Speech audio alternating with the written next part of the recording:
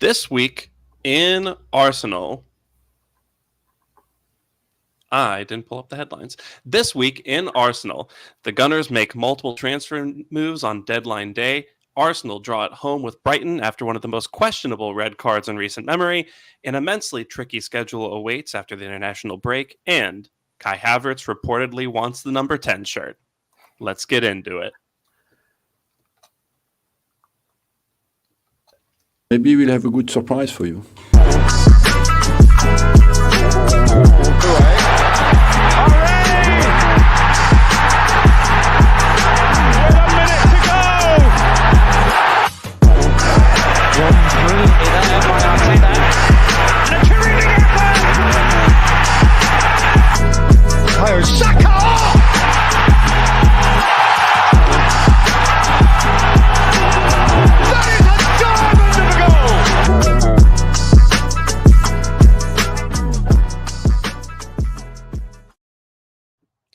Welcome in to This Week in Arsenal, episode 68. It is Tuesday, September 3rd, 2024, and we are going live a few days after Arsenal's 1-1 draw at home with Brighton.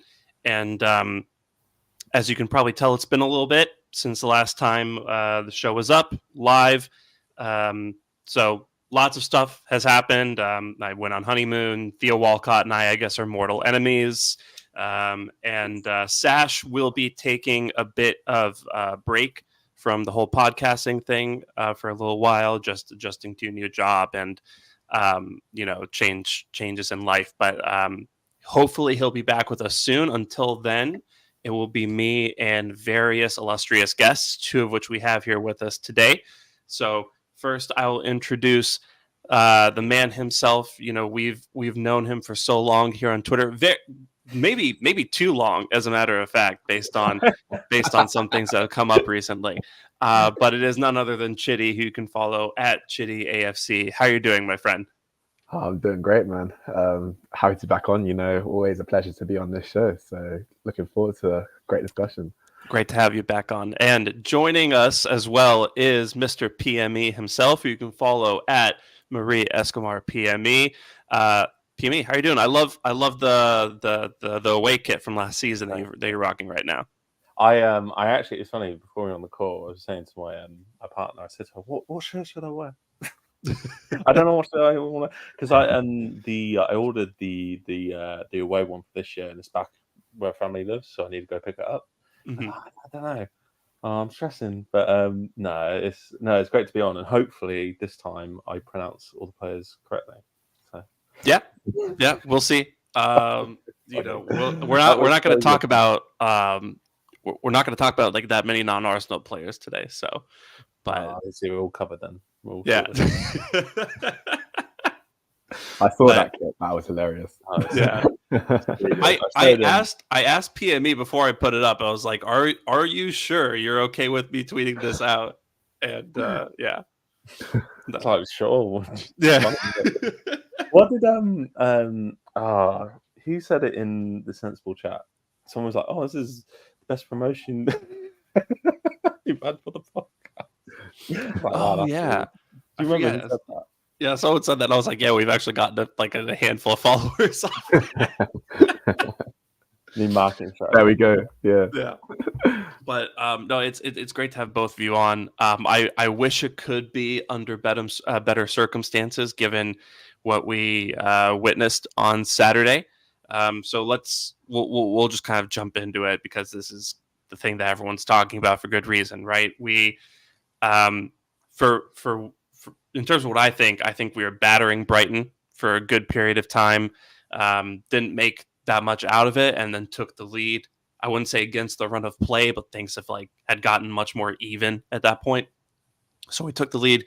Really great move between Saka and Havertz, who seem to be scoring and creating all our goals so far this season.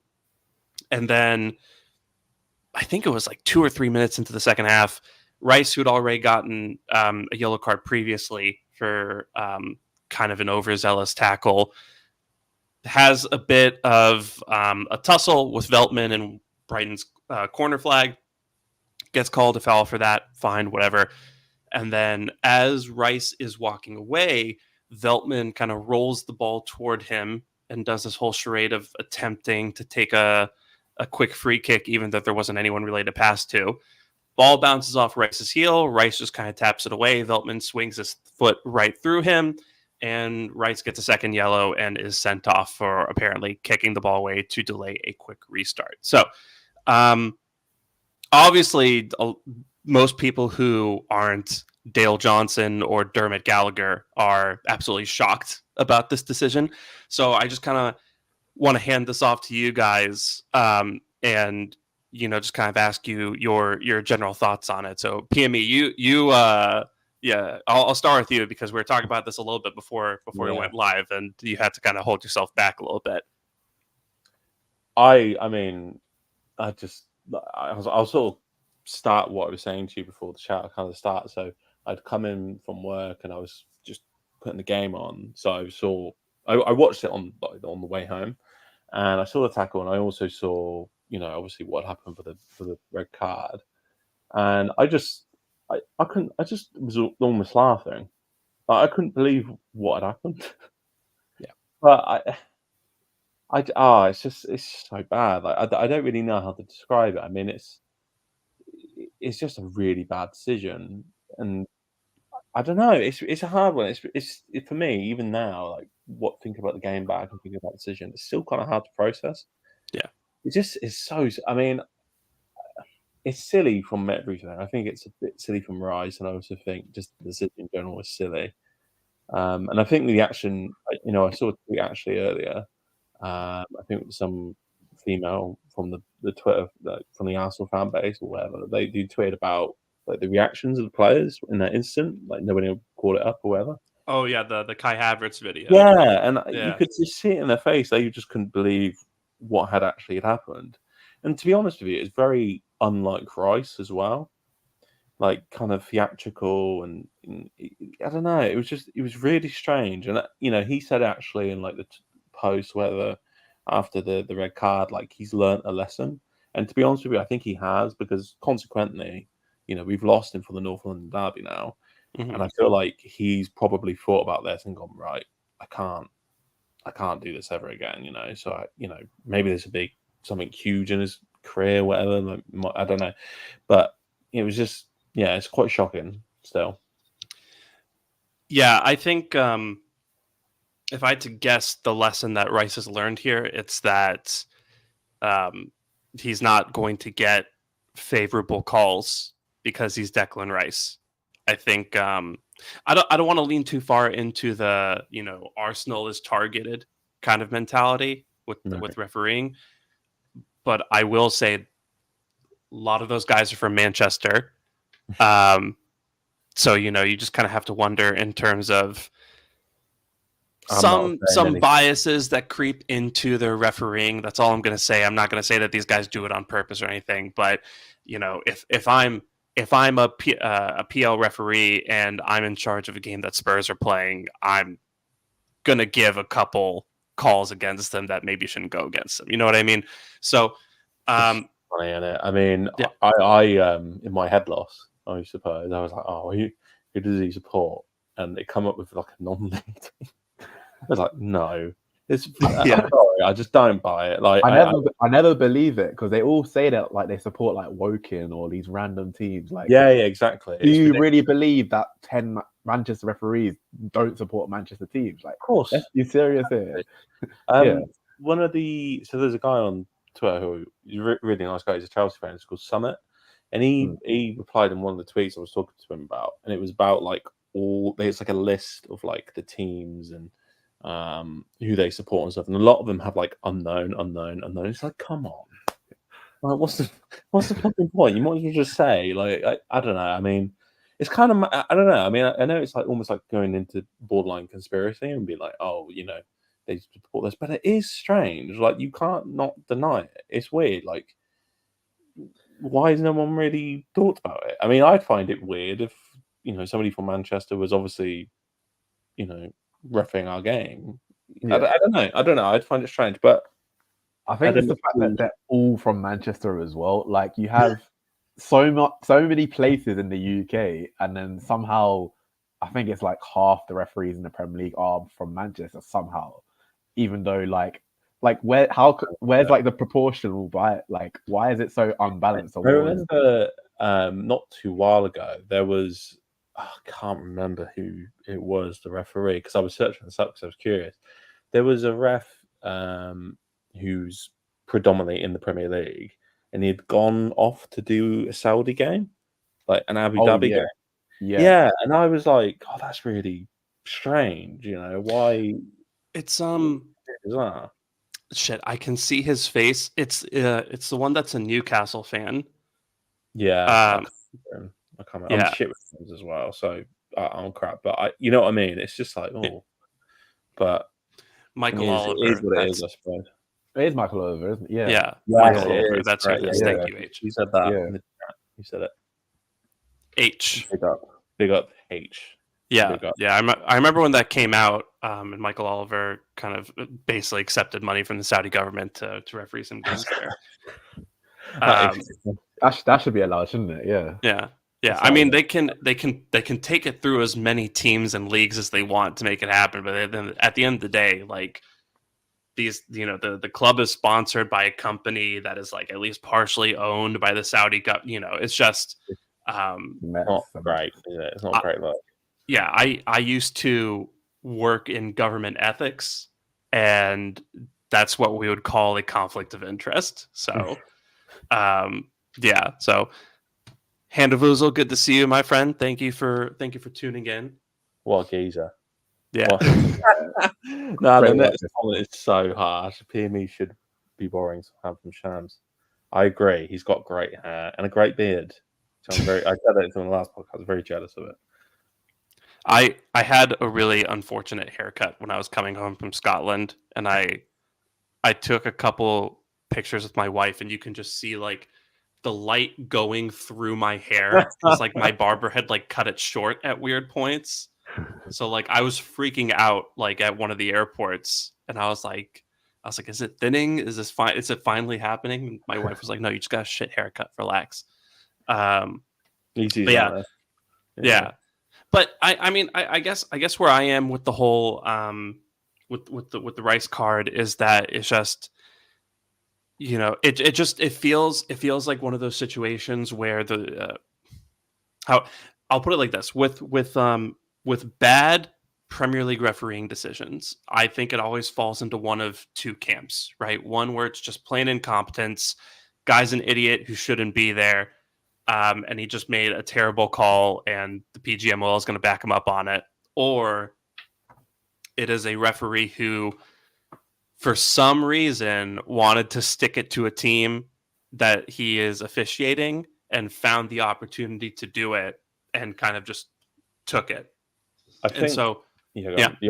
No, I was going to say actually. I think the thing that's been overshadowed as well because of the decision is honestly how bad he was on the day in general. Yeah, he was terrible. He was so bad. Like some of the calls, I mean, not some of the calls, nearly all the calls were just so dreadful. I mean, It was like borderline comedy, Yeah, I think I saw a stat of like the number of fouls that we made compared to the number of cards that we made, and then compared to what Brighton had, and it was completely unbalanced. And I feel like it was literally from the first minute he was given some just really random, like really harsh yellow cards. I mean, obviously the first Rice one was a yellow card, but there were other decisions within the game where it was like, what are you doing? And you could see the crowd was getting annoyed even before the red card happened. So yeah, he was just shocking. Yeah, and there are instances, because everyone's coming out now with this letter of the law, right? And there are several instances where, Joao Pedro boots the ball 40 yards up the pitch to David Raya after the ball goes out. And, Danny Welbeck is like motioning and saying audibly, that's a second yellow card. And then you have, I think I heard him on the stream saying like that's a second yellow. You could hear him say it on the stream. Yeah, and then instead of giving him the yellow card that the letter of the law warrants, Kavanagh just walks up and basically takes his advice and gives a second yellow. And then Estupiñán late in the game fouls an Arsenal player, and then just picks up the ball, runs with it, and then throws it back the other way. If you're gonna give that yellow to Rice, you have to give the yellow to Pedro. You have to give the yellow to Estupiñán. You have to give the yellow to Saka at the end of the game when he tosses the ball up to to delay things and let the final whistle go. So what I think happened, because Kavanagh's the same guy who refereed us during the Bournemouth game where Nelson scored that legendary game winner, and he filed a complaint with the Premier League because of our celebrations for a last second winner to keep us in the title race, which is just immensely loser energy. If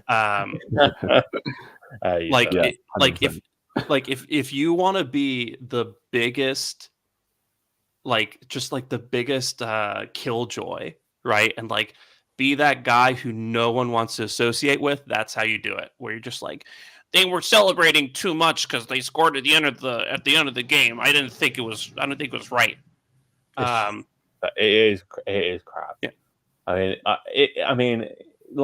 Turn the tables. It happens to us, right? Someone scores a late winner and they're in the title race. I could understand the celebration, within the context of everything. I don't think Bournemouth on that day could have been angry. It is what it is. You're rattled because you conceded, not because of the celebration. Okay, shit, we conceded, but it's not because they're going around mad. You understand it. Obviously, that's human reaction to a late winner. I don't want to just keep attacking the refs and everything, but Kavanagh as well. He has been shit all season. I saw a thread about some of the decisions he had done, and the one with Newcastle and Bournemouth. I think the week before, literally the week before. The Joelinton clothesline, right? Yeah. Yeah, it's so rubbish. There was a thing, about VAR and should we get rid of VAR or it's the refs. We need the best league in the world needs the best refs, and we just don't have that, unfortunately. And it's rubbish. It's crap. It is what it is, unfortunately. But it's just crap. Yeah, actually, I do think someone asked a really interesting question here. Do you think the Premier League would benefit more from having non-English referees in the league, or do you think that we have to stick to 100%? They need to have more non-English refs. Most of the good refs in world football are not English, and they don't have the implicit bias, because ultimately, even if you're not a fan of a team, I feel like everyone has certain biases towards teams in the Premier League. You have a soft spot for certain teams, and you have a second team, a third team, or teams that you don't really like. And I feel like being a Premier League fan, that's just always how it's been. You prefer certain teams to others, even if you're not explicitly a fan of them. So I feel like refs in the Premier League are implicitly biased in that sense. Whereas someone who's supports a La Liga team, has been watching La Liga their whole life, they don't care about Premier League teams. They're just going to referee as they see it. And I feel like that's going to benefit a lot. And also I think, obviously the language barrier might be an issue, but I think in general, we see them referee in the Champions League. We see them referee in international football. It's never a problem. So I feel like, it should be completely fine. I think that it's a good idea. Yeah. PME, thoughts? I don't really disagree, to be honest. They've been saying that for years. We should be at least trying out. For God's sakes, if they're talking about having games in the US and Saudi and all that, why can't this be a discussion? At the end of the day, they've got their process, they've got their system. The FA would probably block that just because it's, taking jobs and stuff from English, people. That's what I imagine would happen. But really, they should have the best refs for the best league in the world. Simple as that. Yeah. I just think the best players in the Premier League are from all over the world. The best managers, mostly from Spain, but also from all over the world. And I don't see why the referees should be different from that. Even if you have, I don't know, you've got the signature games or whatever, you've got the games like Super Sunday, the big games, you should have, the guy, the Trossard guy looking ref or whatever. Best refs, you want the best, and even that would be a hell of a lot better. Because then, that's a kind of almost like a 50-50, of what should happen and what they want. It's a good middle ground, but they've got their ways, that it's never going to change, unfortunately, I don't think.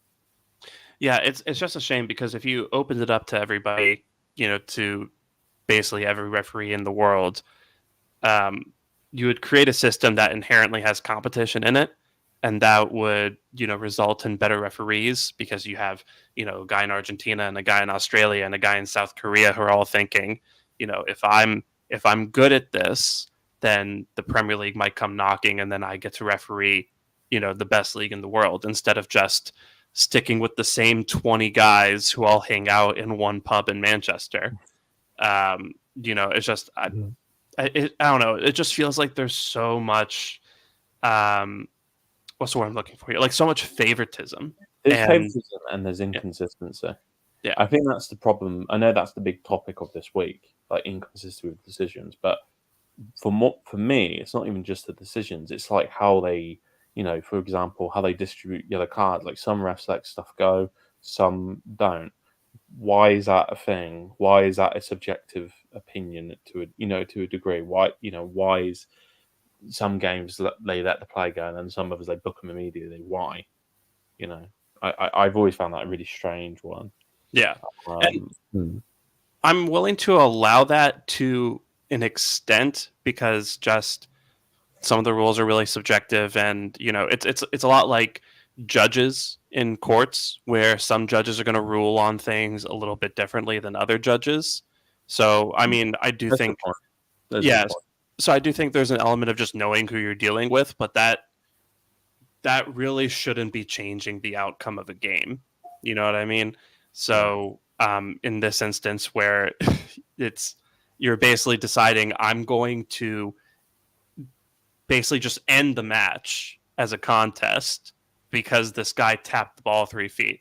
I think that's pretty ridiculous. The last thing I want to say on this before we move on is just that, I think the main job of a referee is to, and I apologize if there's any background noise. My window keeps blowing open, but I know everything's all right. Okay, cool. The main job of a referee is to prevent players from getting hurt and to prevent players from gaining an unfair advantage through breaking the rules, right? So that's kind of how I view red cards, where if you are not giving out a red card because of one of those two reasons, then you are not giving out a red card necessarily, right? So like back in the days when Nigel de Jong was running around breaking guys' legs, red cards are very appropriate there, and now when you have players tactically fouling and you have Rodri fouling people at the start of moves, at the start of counterattacks, so that City have time to get back and get into position and reset. Those are things that eventually warrant a red card. But if you just have some guy who's just tapping the ball away because he thought that the ball wasn't in play and yada yada, it's just to give a second yellow over that and end the game as a contest and let Brighton basically attack our box for 45 minutes.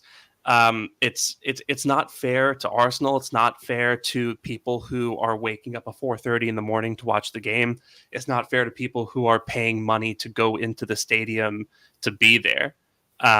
So it's just, I just think it's selfish at the end of the day, from Kavanagh, and we're not going to see that decision again for the rest of the season, and it's really fucking annoying because this is the exact number of points that we lost the league by last season, and we've already dropped it. So anyway, that's does anyone else have anything to add on Kavanagh before we actually talk football?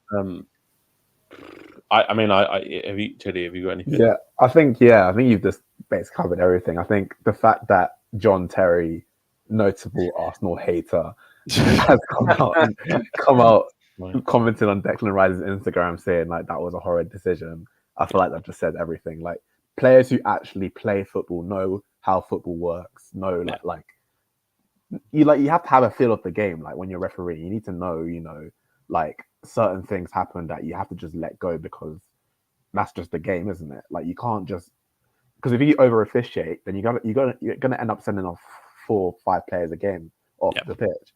Because you think about how many times players pull shirts at corners and these sort of things, and like some bits of contact, some bits of dirty play are part of the game, and this one wasn't even a dirty play. This was just him just being in the wrong place at the wrong time, and sort of the ball was still rolling during the free kick, so it wasn't even a valid free kick. All these sort of things.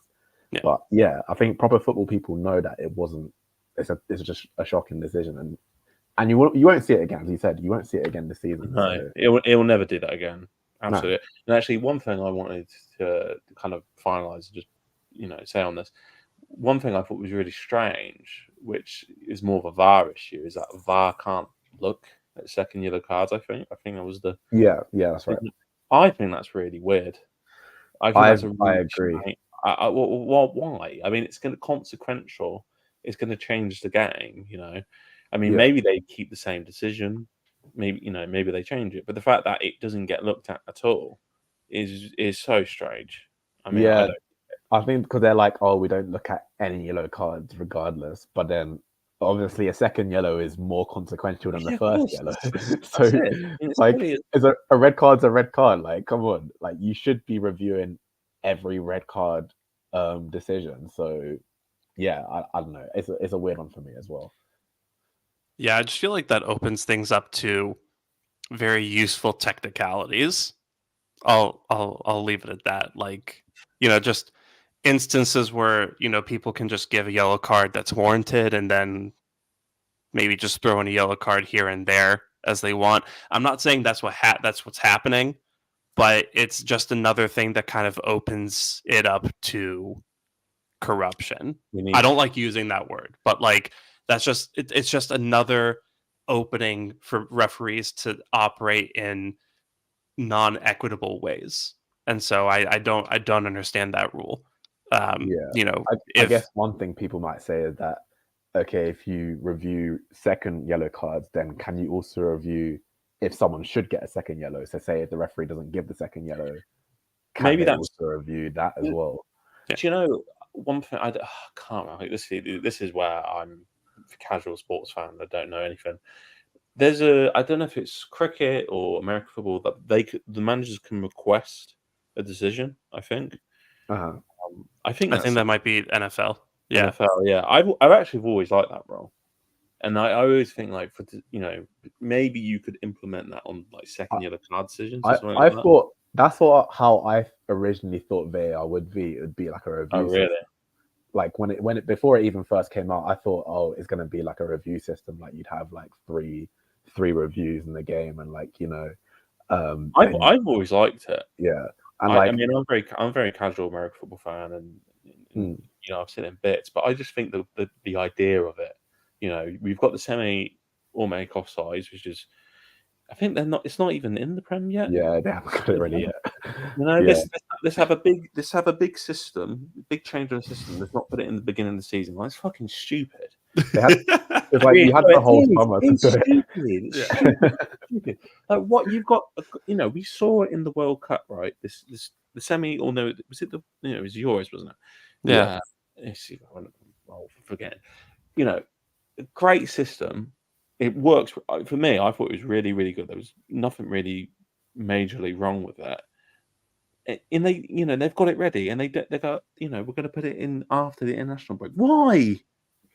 You've got time. Surely this is not something that takes that long to do. It's dumb because it's obviously going to have an impact because all the games are. Could you imagine? Could you imagine? I'm going a bit off the tangent now, but I just want to say that when they forgot, when we would play Brentford, right? And Tony, I think it was Tony. Someone got the goal. It was 1-1, and they forgot to draw the lines. Imagine we had that. Goal would have been off. Yeah. Might have won the league that season. Yeah. They're very lucky that they've not really had a decision like that come up. Before it's come in for this season. But God, it's stupid. Sorry, I had to go. No, I mean you're absolutely right. I feel like, are they putting it in after this international break or the next one? I think they didn't specify. I think they said it's either this one or the next one. There's a delay. Like, oh my God. I would love to know the reason why they're waiting. I'd rather Or- they just win it for the season.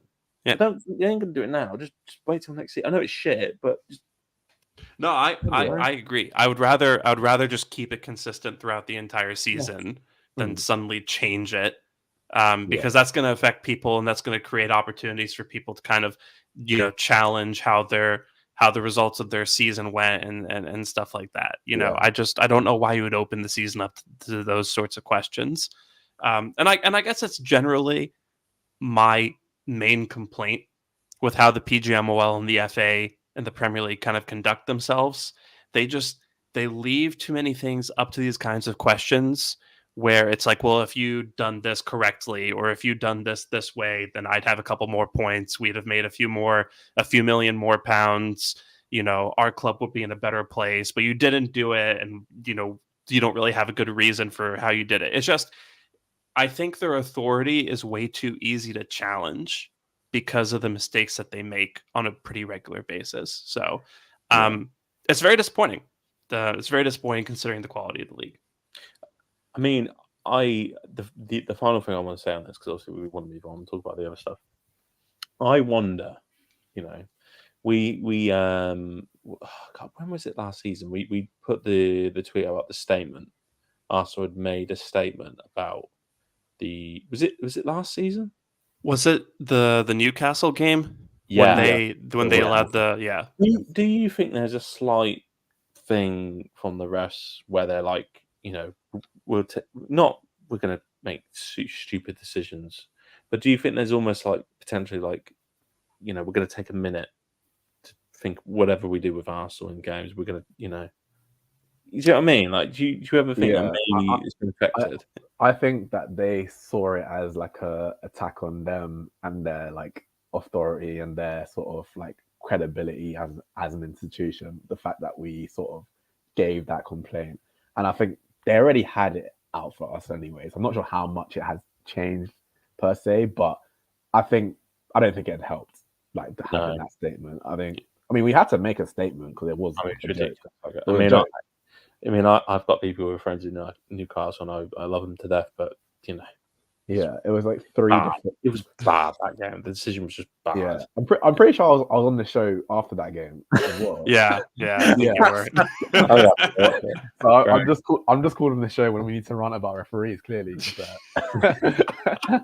I promise the next time you're on, I will make sure it is after a completely straightforward game. Yeah, make it like a 4-0 against Ipswich or something. And then easy peasy. Yeah, that's all right. Yeah. What I will say is that I think it is a very natural response in that situation to be like, oh, those people had a problem with how we did it. Fuck those guys. We're going to remember that now. Right. So, again, because people really don't like it when you say that the referees kind of have an eye on Arsenal. Right. But we are the ones who very publicly kind of picked a fight with them last season. And I'm sure they didn't take kindly to that. And again, it seems Kavanagh has some sort of long-standing beef with us. So, at the end of the day, these guys are human beings and very flawed ones. So I think they are prone to kind of behaving in that way where, if we put out a statement and say that you didn't do the right thing and we're questioning how good you are at your jobs, I do think that factors into how they referee us, whether that's, consciously or subconsciously. Yeah, I agree. I disagree with that. Yeah. Enough. All right. Well, we'll move on and talk about the actual football then. And so what I want to do is this. I want to play a little game of hits and misses, right? Where we just kind of talk about the hits. So we each pick one hit, and a hit, for those of you watching who don't know, is a player or even the manager or somebody involved in the game who has really impressed you or whose stock has gone up for you. And then a miss is a player or someone else who's done the opposite, who you're not as impressed with, who you're maybe getting a little worried about, whose standing has fallen after this game. So Chitty, I'll hand this off to you first for your hit from the game. Okay. I think I'm gonna go Havertz from the game. Damn it, that was my one. It's a good one. Yeah. All right. There's a couple I could have chosen, but I think Havertz does deserve special recognition in the fact that, especially when we went down to 10 men, like the work that he put in was incredible. Being defensively, but also being the outlet as well. And I feel like he's shown in a lot of these games where we've been like backs to the wall, sort of having to work hard. He's always been one of the guys you can always rely on to like put in a massive shift, battle really hard, and also be a threat on the break as well. He probably should have scored a chance that he had, but I think he did really well to even make it a 1v1 situation, because it was quite a difficult, the touch he had to take and like how he burst away from the defense was really good. And yeah, I think him and Saka on the break were really, really effective. So yeah, really impressed. Yeah, I think Havertz is a really good one. Havertz is probably the one I was going to pick, so I'm going to have to. I've got a good one up the sleeve, but I think Havertz has been really impressive generally this season. You know, he's got 2 goals and an assist in the first 3 games of the season. Like you said, I mean, he ran himself into the ground after the red card, so took his goal really well, and yeah, I think he just had a great game. PME, how about you? Who's thoughts on Havertz and who's your hit? Yeah, it's a hard game to kind of. I actually think the game is relatively hard to analyze to a degree, because I think a lot of different things going on. I think, you know, for me, Havertz was the one I was going to pick as well, but I think I'll give a shout out to Saka, because he has really, for me, he's been the best player of the season. He's, you know, I think the thing for me I worry about with Saka was crying out for the winger. It's like, I just feel like, is he gonna be burnt out? You know, the Euros is very intense. You know, he's played a lot of football, but he's come start of the season like he is the man of Arsenal. He is the leader. For me, he is the leader of Arsenal. I think everything the new Arsenal represents is personified within Saka, and you know, him actually. I'll give a duo actually, because I picked Saka, but I think the Saka Havertz relationship is really good. I really like it, and it's getting better each game. For me, they just seem to get better and better, like to get as a duo working together. I've really enjoyed it, so I'm going to kind of cop out and say those two as well as a pair. But I think for me, Saka deserves a lot of, you know, a big shout out, because you know, he just works relentlessly. Like he you know, I don't know. It's Saka, isn't it? He's just brilliant. Like, you can't really say much more than that. Yeah. Well, I mean, you know, I think it's funny because every once in a while I hear people say that Saka should consider moving elsewhere. I mean, right now, right? There's this there's kind of like a growing chatter online about how because Saka isn't voted for in the player of the season, player of the month things. This course is good. It's a spicy one, Sam. Like, you're going to cause. I mean, I've got my opinion on it, but again, it's going to cause. I want to say something about this. I think people are just losers. Let's be real. Okay, who cares about a Twitter poll? Like, all right, you can look back in even like before, like the Thierry Henry days. Thierry Henry should have been Player of the Year every single year because it's Thierry Henry. He only won it 4 times. Okay, 4 times. He was here like 8 seasons. He only won it 4 times.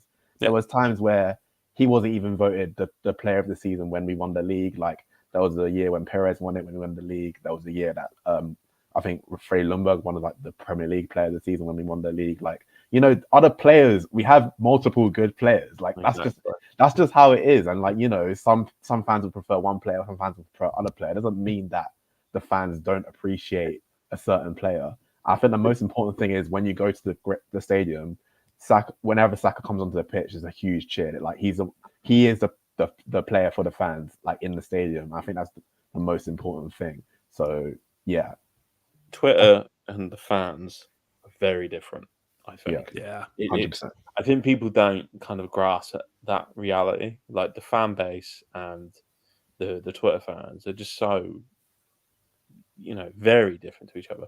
And I'm glad you brought up the loser thing because it is. Who gives a shit? We're a good team. Who cares? Like people yearn. I think honestly, I really do think this. The people yearn for Arsenal to be shit because it's funny. People enjoyed when we were shit. That's not lie. There's a certain people in the fan base when Arsenal were crap and they're 2020 Arsenal. People enjoy the misery. You know, whether they want to admit it or not, they do. So, yeah, I can't agree with anything you said. I'll take that a little further for you than that. I think people want Arsenal to be bad because it benefits them. Arsenal fans want Arsenal to be bad. Some Arsenal fans, I like to think small portion, miss when we were shit. Let's be real, because it's funny.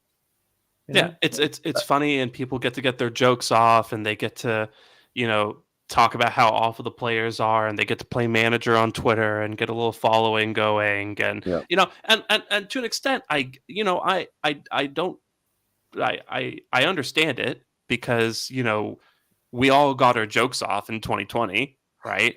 But I think some people that's all they want, right? And I think most of us would trade the jokes in a heartbeat to watch us win the Premier League or watch us win the Champions League.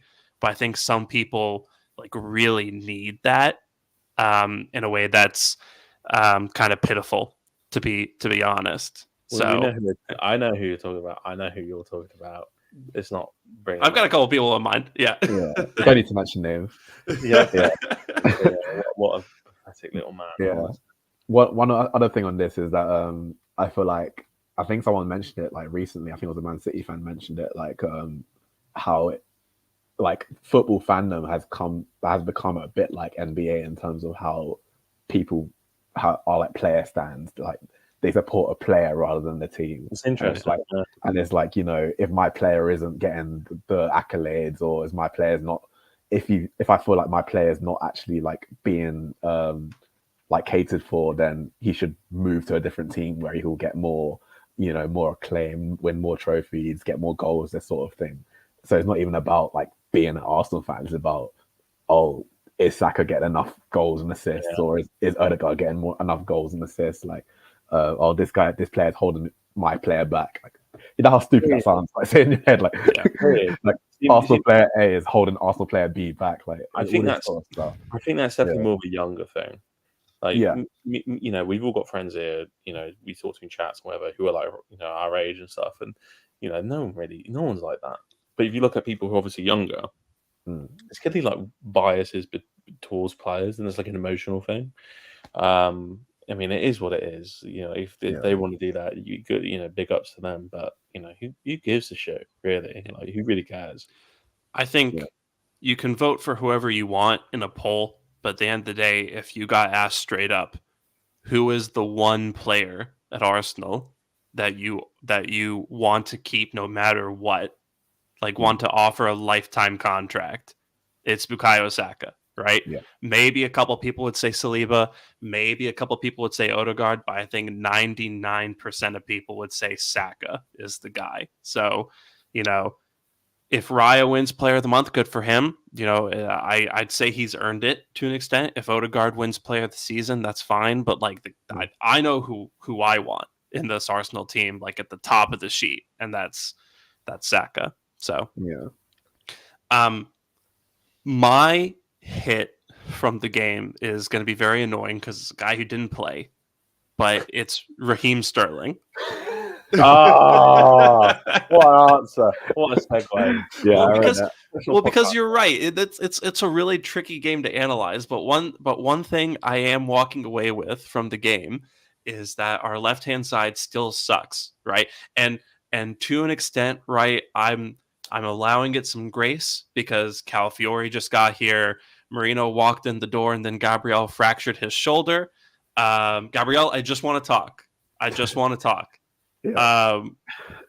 shocking. Yeah, that is really bad. Right? I mean, when I heard that, I was like, "Here we go." I mean, you're not surprised it's Gabriel as well. You remember what the video of him and Endrick in the Brazil training where he was going around flattening him. I know he gives these players like a welcome to the squad sort of moment. I feel like this was Marino's welcome to the squad sort of moment. The time is so shit. He gets Shocking. injured. Rice is out. It's bad, isn't it? Yeah, it's terrible. It's Gabriel's fucking massive in person. By the way, I he's can a imagine. big guy. I can imagine 6'3", isn't he? Like he's going to be huge. Yeah.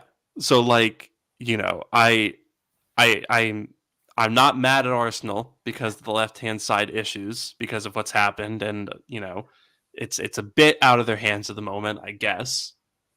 But you know, I think Martinelli has started the season very slowly. Trossard, when he's not scoring very clutch goals, I just question some of his decision making.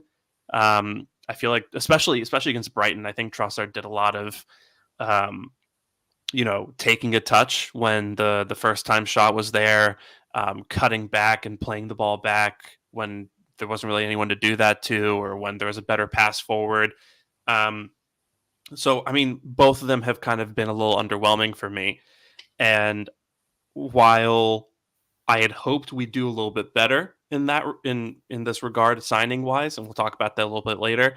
I am really excited about Sterling playing a left wing for us, right? And I think that's a guy who, you know, has the pace and the end product to make a difference for us, but also largely has the decision making and the experience to take matters into his own hands, right? I feel like we used to put Saka and Martinelli kind of on the same pedestal, and I think the main thing that Saka has done better than Martinelli these last couple of years is succeed no matter what.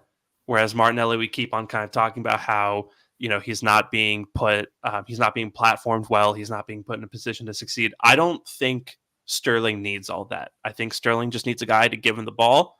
And after that, you know, he'll drive at opponents himself. He'll play some crosses in. He'll take some early shots. So yeah, I think just kind of watching this match and watching our left-hand side kind of fail to click again, you know, really makes me excited for what Sterling can bring to the team, starting hopefully against Spurs. But you know, is that a wild take, or what do you guys think? I can see it. I can see the thinking behind that, definitely. I mean, I kind of want to save the Sterling chat for when we talk about him, but I can see why you would say that. I mean, you know, I'm really interested to see how he gets on, and I think it'll click. I'm going to save it because I've got a lot to say on the Sterling stuff. Sure, but sure. No, I definitely agree with what you're going to say, like what you said, 100%. Chitty, how about you? Yeah, I'm really excited for Sterling. Like I remember I said we should bring him beforehand, like quite a few days before it happened, and then I got a bit cooked for that. But then the same people were excited about it on deadline day, so you know how it happens. Getting cooked on Twitter does not mean you were wrong. Thank you very much. Yeah, You just mute the tweet and keep on moving. So Exactly. yeah. But yeah, we'll talk more about it later. But really excited. Cool. Yeah. Well, so before we get to that, then we'll do misses from the game. This might be a little bit easier. PME, I'll start with you on this one. Who's your miss from the game? Unless you need me to go first, I can go first. You can go first. Yeah, I'm still trying to think. I've got a couple, to be honest with you, but you go first. Okay, cool. Thomas Partey.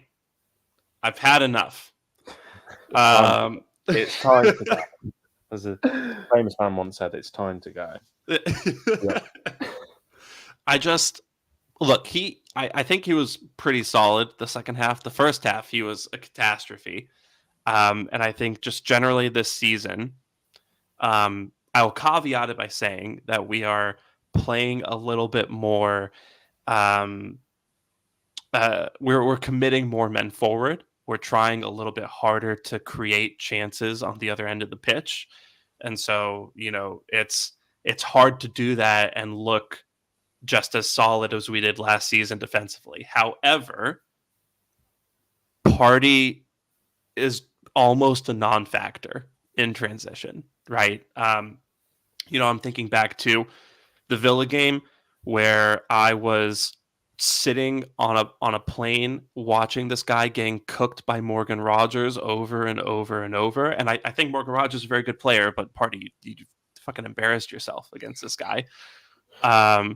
Just the pace appears to be gone, and maybe that's because of years and years of getting injured and missing chunks of every season, and just it's taken its toll, and the guy does not have that burst anymore. But for Brighton's goal, Party lost Joao Pedro as he ran into the box and really just got caught jogging instead of sprinting back to the box and following his man. And obviously, you're 10 men defending against 11. The assignment probably changes a little bit over the course of that move. But, if you see a guy running free toward the box and you're playing 6, you should go follow after him, right? And I really have a limit for the amount of excuses I'm willing to make for that. So, I think playing Rice at 8 to accommodate Party has not worked so far this season, and Party has not really done enough to warrant doing that. So, I'm really annoyed that Marino's not going to play, because that means we kind of have to stick with this for the time being. Maybe we can put Timber next to Party at Spurs and see how that works. But I'm really over it at this point. And, until we're able to fix that, until we're able to put some different players in the middle of the park, I'm a little concerned as to how much we can do this season. Yeah. I think with Party is that I feel like we knew he was washed. Like, we saw it end of last season. Like, I know because we were winning, people didn't bring it up at all, or people were like, oh, why are you complaining? We've won all these games, all this stuff. But you saw when he came into the team how much more open it was. Like, there are all the stats of, like, XG conceded when Partey was in the lineup compared to when he's not in the lineup. And, like, when he's in the lineup, like, we concede, like, I think it's over a 1 XG per game or whatever it is. Like, it's a lot more compared to when Rice is at 6, clearly. Yeah.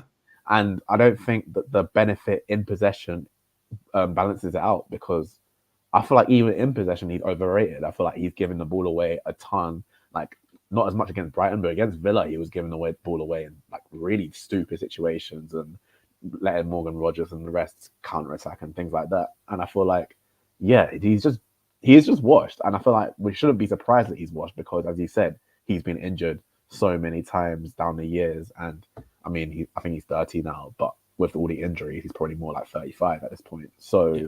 I think he shouldn't have been someone we should be starting the Premier League season with. I feel like the games that they've both played, him and Jorginho, I feel like Jorginho has been the better player over the last season or so. So I feel like he should have been starting with Rice anyways. But now, yeah, as we say, we're in a situation where he's probably going to have to play the next couple of games because we've got no other choice. And two of our hardest games of the season, by the way. He's gonna get I can't lie. KDB is going to kill Partey. KDB is going to destroy Partey. Like, yeah. I mean, I think we saw it in one of the games where... Did he play in the 4-1 game? Or was he injured? I can't remember. He did. I think he did, but like he just completely ruined him. I feel like it's going to happen again, but even worse. So yeah, I'm not looking forward to that game at all. I could sit here for 2 hours and speak about how bad he was. I mean, he's had his moments, right? Obviously, he's had some decent moments, but yeah, I think Chidi was spot on. Like, we've known he's been washed for a while now. And, I was thinking, just as we've been speaking about Jorginho, since Jorginho's been in, I would say there's a good case to say he's almost been better than Partey. I think there's been a lot of games he has played where he's undoubtedly been much better than Partey has. And, I think the thing with Partey as well, we all know he's going to go next year, because I think this is last year's contract, I believe. Yeah. So it's almost like it's inevitable. He's going to go. So it's just like we're watching someone, before our eyes get worse and worse and worse. There's nothing we can do about it. Marino's injured. I think Jorginho has knocks and stuff, I think. I'm not quite sure. So we're kind of almost in a way forcing him, he's forced to play. But, I mean, it's just so noticeable. It really is. And I think also with Rice at 8, I think that's been a big question this week as well. Is he an 8? Is he not an 8? I think that gimmick is kind of it's over. I think people have gone, we want him at 6, and we all want him at 6. His best games at Arsenal have been at 6, not at 8.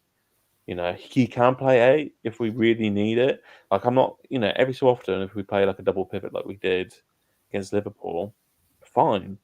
Makes sense. I get it. But, he's a DM at the end of the day, and it's very obvious he is a DM. And I think that also, in all fairness, Partey, I think that has to come up in the debate as well with Rice, because he's also, a big part of that. And it is what it is. I mean, we've kind of, until Marino's back and whatever, I think there's not much you can really do. I think the thing I've been thinking about, whilst we've been talking about, is like, should we have brought Onana, for example, from Everton? I wish we had. When Villa signed Onana, that actually hurt for me. You have to wonder what the plan is next year when Partey goes, and probably Jorginho goes as well. We need 2 midfielders for sure. 2 midfielders. Who are they going to get? If they got an idea, João Neves was on the market. He looks like a fantastic player. Why didn't we get him? So it'll be interesting to see. But I'm dreading the North London derby for Partey. They're away right now. Is it AFCON qualifiers? Yeah, it might be. Yeah. What if he gets injured? I'm deadly. He's going to get injured, isn't he? Like it's almost like comedy writing it. Like we've seen it before. He goes away, plays the game, comes off, and then we're all like, I think the last couple of times, like the Arsenal physio has gone with him as well. To Ghana, yeah. I mean, it says it all. It says it all. Honestly, I mean, it is what it is. I mean, we'll talk about the transfer window a little bit as well, but I mean, you have to question it. One signing, midfield signing, the whole 1 in, 1 out fucking fiasco this summer, absolutely ridiculous. I mean, it's so stupid. So stupid. It's going to cost us, I think. I really do, unfortunately. I can't hear the words 1 in, 1 out without laughing anymore. He's so funny. What oh man. Yeah. So I mean, that's obviously we'll talk more about transfers and kind of what we could have done. But yeah, I just I think I'm with Partey. I'm at the point where you got to put someone next to him in midfield. I mean, I like not even as an 8, just double 6s. Odegaard plays as a 10, and just put like Calafiori or Timber next to Partey to babysit him. And if he gets injured for Ghana, then put in Jorginho, and maybe that's better. We'll see. But I did say I spoke to Ali on air about what we were going, what's going to happen in 2 weeks. And the thing is, to be fair with Arteta, he's got 2 weeks to get a solution, and I think he will. He'll figure something out. I think he's too good of a manager not to figure something out. So we'll have to see. But I mean, it's not looking good. In my opinion. I mean, we have to see. It's concerning, but yeah. PME, have you come up with a miss? Yeah. I mean, I'd have to. I mean, the person I thought of really, I know it's quite a simplistic answer, but probably Trossard. Just coming off the Villa game, like he played so well in the Villa game, and he wasn't really that good. Nor was Martinelli really when he come on. Trossard's such a funny character, such a funny player in a way, because I think cameo-wise, he's one of the best Arsenal players coming off the bench. Just in general, as an Arsenal player, one of the best players I've seen to come off the bench and do something. We missed that for so long, I think. That was something I would say. Oh, praise God. I think that's something I would say, we needed. But I think sometimes when he starts games, you're like, I wish he'd just come on. Like, and that was one of those games, I think. So I would say him. I think you have to also say Rice, just because of the sending off. I thought Gabriel was quite poor in general that on the game as well. I don't think he had his best game either. So it's kind of like dotted about bit by bit with the players. But you just, after the red card, it was just like all out Brighton basically. So it's hard to say, but yeah, I would have to say Trossard 100%. Yeah. Yeah, I think that's a good shout. Just I kind of said this before. Like Trossard is, I think we've kind of found out Trossard in a way this season, where he's really great at coming off the bench and creating these moments that can impact the game and change things, right? But when he doesn't do that, he doesn't really offer much. So actually, you know what? I got a question, because this is actually very timely. So I think it was Al Ittihad that made this bid. I was just today. it's just about to bring this up. Yeah. Bid. I was just Okay. about to say about this. So they made this 35 million euro bid today, right? If they had done that 2 weeks ago, would you have accepted it? No. I don't think so. It is. No. Chidi, do you want to say something before I kind of go off? I mean, yeah, like I think we have a problem already with scoring goals in the certain types of games. You know, these tight games against these mid blocks where we don't really create too much and we need something off the bench. And I feel like he has provided that so many times. Like if you look at the catalogue of goals that he has given us, I think, yeah, it's massive, to be honest. And I think the money, yes, we could have a bit more money in the bank. I don't know if that would have helped us to sign a more premium winger compared to Raheem Sterling potentially, but I think in terms of his profile is valuable regardless of who else we have in the squad. So I'd rather him stay here, just be off the bench, scoring clutch goals, and yeah, we don't need the money per se, so I wouldn't have accepted not that price. Yeah. Pimi, how about you? No, I thought you were going to say that. No, I think the thing that I was going to say is that it's a shit offer. Yeah, it's a really shit offer. Like I tweeted about this. Like we are the only club I think I can think of to get lowballed by Saudi. Like it's so bad. So bad. No, think about it. Trossard is a key player, really. Like he starts most games. He's really important. I mean, the Villa game, he comes on, he's takes the lead, and they 20 million. It's a shit offer. It's fucking awful. Wasn't it a loan with obligation to buy as well? Oh, it was. It was a loan with obligation. Yeah. It was like, that's a joke. Yeah. That's a joke. Like, okay, I wouldn't have taken that offer.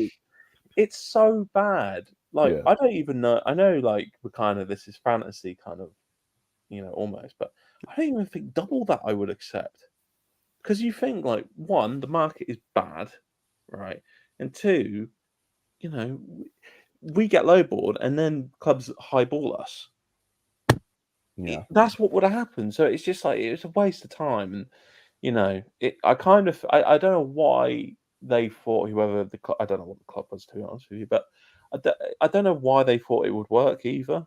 Mm-hmm. Very strange. Like it's just strange. It's just on the deadline day for Saudi to bid whatever it was, it's crap, and I'm glad it got laughed at. Honestly, that was the thing. I was like, oh, they've rejected it immediately. Great, tell them to fuck off. Brilliant. Well, just like even if they've done this on deadline day, right? When like there would have at least been when we would have at least like thought about it, right? Like we very clearly were very fucking busy that day. So okay, there you go. So like we're trying to get Ramsdale and Nketiah and Nelson out the door, and we're trying to bring in Sterling, and we're announcing Neto even though no one cares, and they're just like, by the way, would you like to sell like one of your most clutch players to us and then have to replace him today? That's our second top scorer from last season. Like you can't sell your second top scorer from last season on deadline day. Like what the hell? And for the record, like because I'm worried I'm coming off as like a Trossard hater. I would not have sold Trossard for that price, and definitely not for a loan with obligation. You offer me 70 million, I might think about it. But Trossard's a very useful player for us. I'm just saying that there are certain situations where he comes on and it's a bit of a wash. But yeah, like you said, Chitty, like he was one of our most important players last. This guy came on against Bayern and saved the day for us, right? So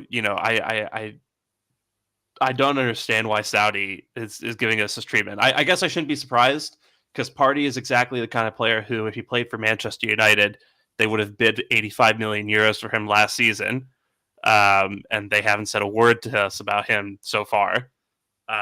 So yeah, I just thought it was an interesting question. Yeah. I do have to wonder. I will say though, because I listened to the Ask blog, and they talked about the Trossard stuff, and I think from what I read as well, I mean I might be wrong because I listened to a bit of the podcast, but I think later on they said about like Trossard would be open to Saudi, so maybe this is something that ends up getting revisited potentially. But they've signed the guy from Porto, so probably not now. But I thought that was interesting when I read that. I was like, oh, that we see the old Gabriel thing last year as well, Saudi, like it's very interesting. I mean, it's interesting because obviously when he scored against Aston Villa, he didn't seem particularly happy. That's a great fucking point. Actually, he didn't celebrate. Maybe he was like, "Oh, I'm going. I can't." Yeah, but we do know that he's not been happy about. I feel like he's someone who is quite restless on the bench. Like, I think he does make that quite clear that he doesn't like being benched, and even Arteta said in his press conference after the Villa game that he wasn't happy he was on the bench, but he came on and made an impact. So I wouldn't be surprised if there were more rumblings during the season. If he's probably going to be benched a lot during the season, and I wouldn't be surprised if there are more rumblings. And you remember he fell out with the Brighton manager before. De Zerbi. Yeah. So I feel like he has got a history of, and he's fallen out with the Belgian manager as well, hasn't he? Because he didn't get called up for. I'm sensing a theme here. So I'm not saying too much, but I feel like it wouldn't surprise me if there would be some sort of drama related to him later down the line, which would make it a bit annoying. Arteta would send his agents, and he would be killed. I don't know. I don't think he'll be successful. I mean, to be honest with you, I mean, he will play a lot though.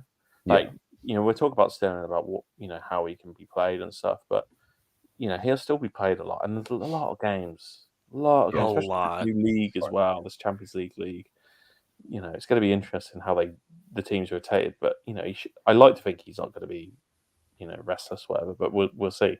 Yeah. No, I think that's a great point. I mean, first of all, I just want to say I need Trossard drama like I need a kick in the balls. Just depends not what you're into, Sham. Depends what you might, if you're into that sort of thing, you may want it. So, I don't. Might need to specify. You might be. Oh man, just Leandro, not this season. I bet you he was complaining about it, and then people who are here, 21, 22, were just like, my brother, it's not worth it. Don't do it. Yeah, exactly. Arteta will ruin your life. But yeah, shit, I forgot what I was gonna say. But, no, it's fine. I guess I'll just leave it by saying, now I remember. There's, like you said, there's a lot of games this season, and Jesus it remains to be seen whether or not he's going to be a factor for us if he can overcome his injuries, right? So it's Saka, Martinelli is figuring it out. Sterling, we have yet to see him in an Arsenal jersey. Havertz, maybe Jesus, Trossard. That's a lot of minutes between not that many guys. Trossard will play, so hopefully he doesn't pick too much of a fight over it. But yeah, all right, Chitty, what is your miss before we move on to the transfers? Yeah, so I will mention Rice as well. First of all, because I think even before the red, he was not having an impact in the game at all. Like I think I tweeted at halftime, he had 15 touches in the first half, which is like, this is our star midfielder, £100 million midfielder, not touching the ball.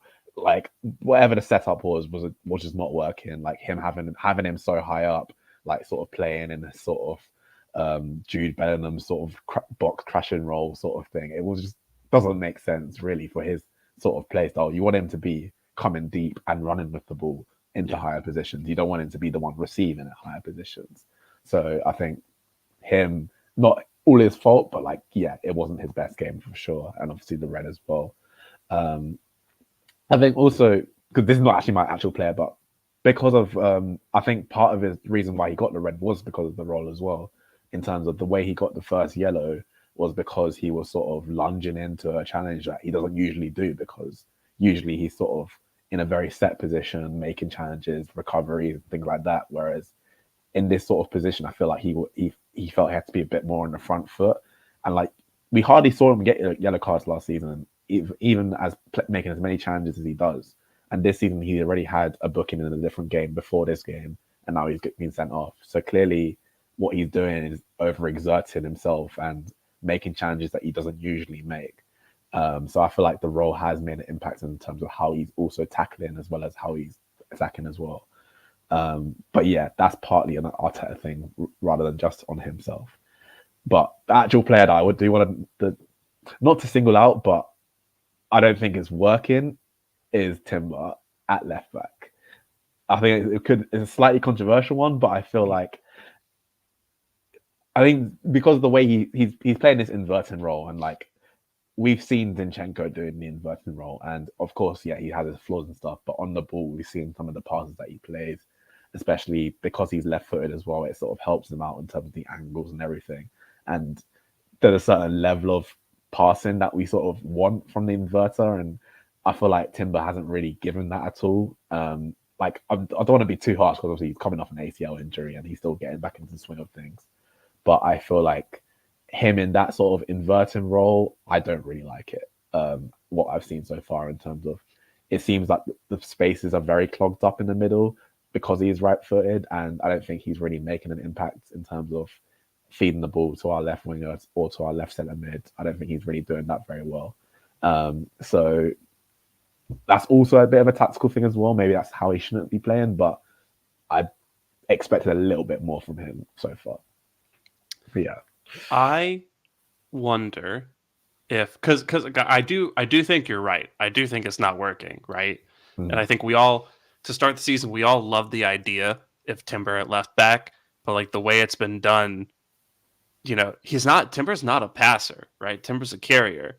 Yeah. So like I don't know why he's being put in this position where he's supposed to kind of impact mid blocks and deal with mid blocks by passing. You know, this is a guy who should be driving at those players and forcing decisions to be made, and then hopefully opening things up around him.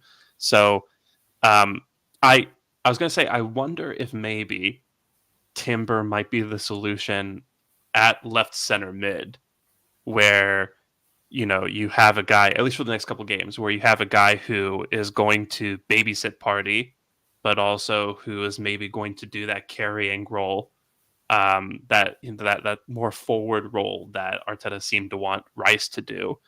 But yeah, I mean, I don't hate it. It is a little spicy, but like I do agree that like Timber hasn't impacted things like you'd want him to, and maybe he's coming off the ACL, maybe it's not a tactical fit for him, and maybe he's just doing this until Calafiori's ready. But yeah, I think that's a pretty good shout. PME, how about you? I think that's, yeah, I can't not just, you know, I think that's makes a lot of sense what Chidi just said about Timber. I was just, you know, you talk about that, and I was trying to think of the game where I think he came on at right back, and he was really good with Saka, and I was like, well, why are we not doing this a bit more? Because he played left back really before the ACL last year, and obviously Arteta likes the versatility factor with Timber, so I get it, but no, I think, yeah, it's harsh as well. You know, it's a bit harsh because he's obviously coming off at ACL. So I think it's partly rustiness as well. But you know, it'll be interesting when like Tomiyasu's back as well, because I wonder how they'll kind of rotate with each other. But you know, is it working? Maybe not. But is it rust? Who knows? So it's 50. Yeah. But I definitely see what Chili's saying. I think it's also like the full left-hand side, having 3 right footers on the left-hand side. Yeah, it's just terrible, isn't it? It's just awful to watch, really. Like, you can't say you're enjoying watching the left-hand side of the movie. Right. It's so bad. It's been bad for a while. I mean, yeah, with Marino, hopefully stuff improves. But Yeah, it's and Calafiori, I think, has to come back in. Calafiori, Yeah. I mean, Calafiori really should be starting. In my opinion, should be starting left back now. Yeah, I'm not. I think it must be he's still learning how Arteta wants to play because I'm really not sure why he hasn't started. Like, Yeah, every he game. was great against Villa. When he Yeah, came on, I thought he was bloody really good. So yeah, I was expecting him to start actually, but yeah, we'll see. I mean, we've got 2 weeks. I reckon he will end up starting in the North London derby. yeah, It's a huge test, really, but he should be all right, in my opinion. If he's got that amount of time, yeah. I uh, agree. I would definitely play him 100%. Yeah, I think Calafiori is going to take over that left back spot. Then when Marino comes back, I think he'll be the left 8, and then hopefully things start to click for Martinelli. And if they don't, they'll probably click for Sterling.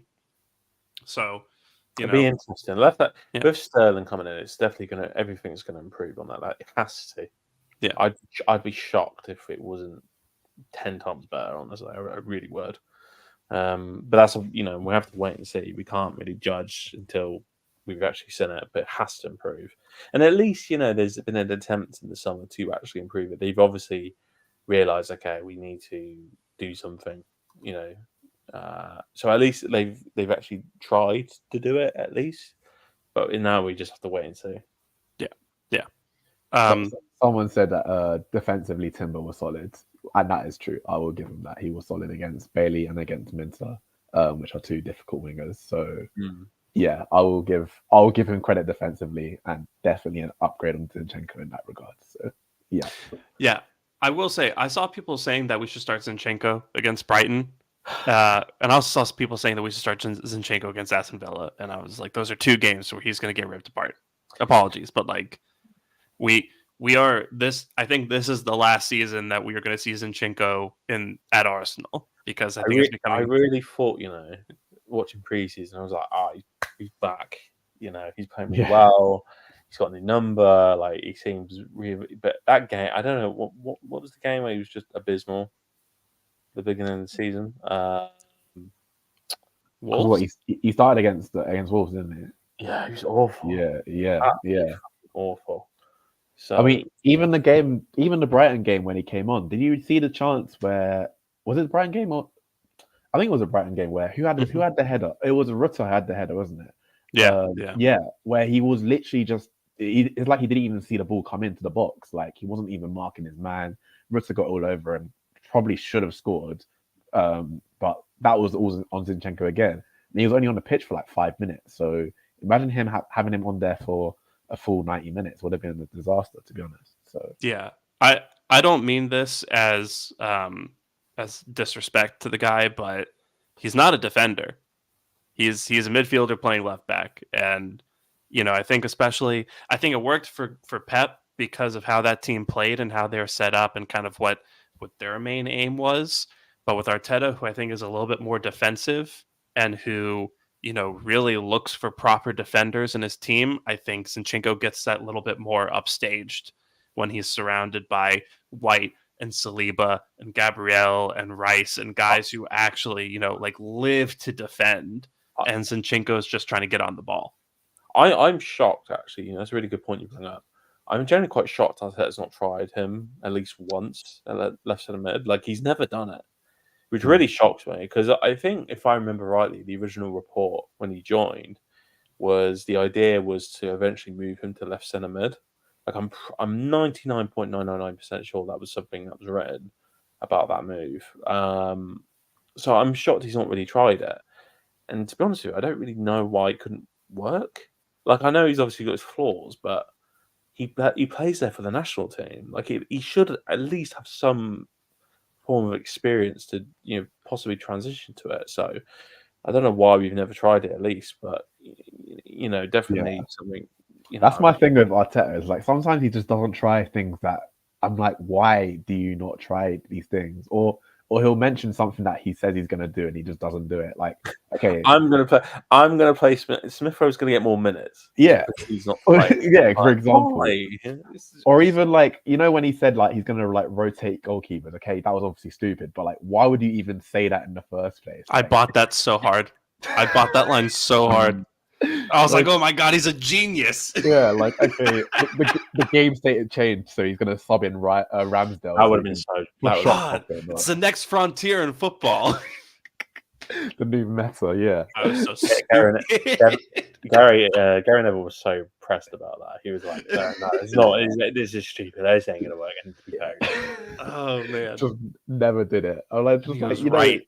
yeah, but just like certain things where I'm like, why don't you? Okay, not the goalkeeper one. Don't do that. But I said, No. like, how do you say like the Zinchenko in centre mid thing, or there are others I can't even think of right now. But like, it seems like okay, maybe we're not as smart as the manager, obviously, but I it got seems one for like you. an obvious thing to do.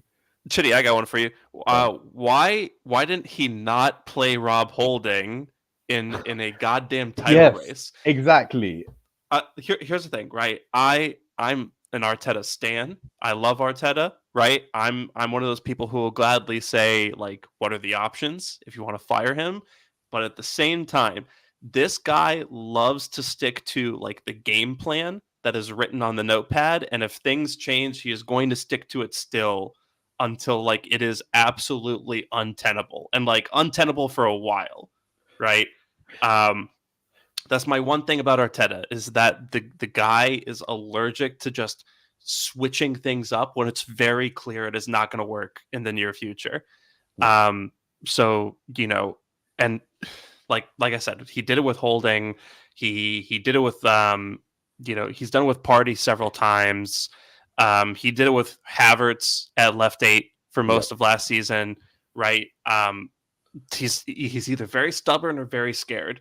And so he's going to do it with Party this season where he's going to play Party at 6 at Spurs and at City, and it's not going to work and all that. So I don't know. I think the Holden one still rattles me to this day, especially because he's literally at Palace not playing.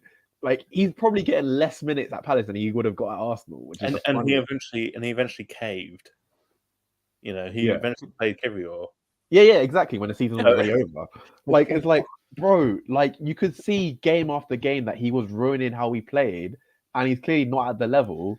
And he didn't want to play Kivior because I don't know, 2 left-footed centre backs or whatever like stuff he was going in his head. Like I can't do that, but you can play Holden.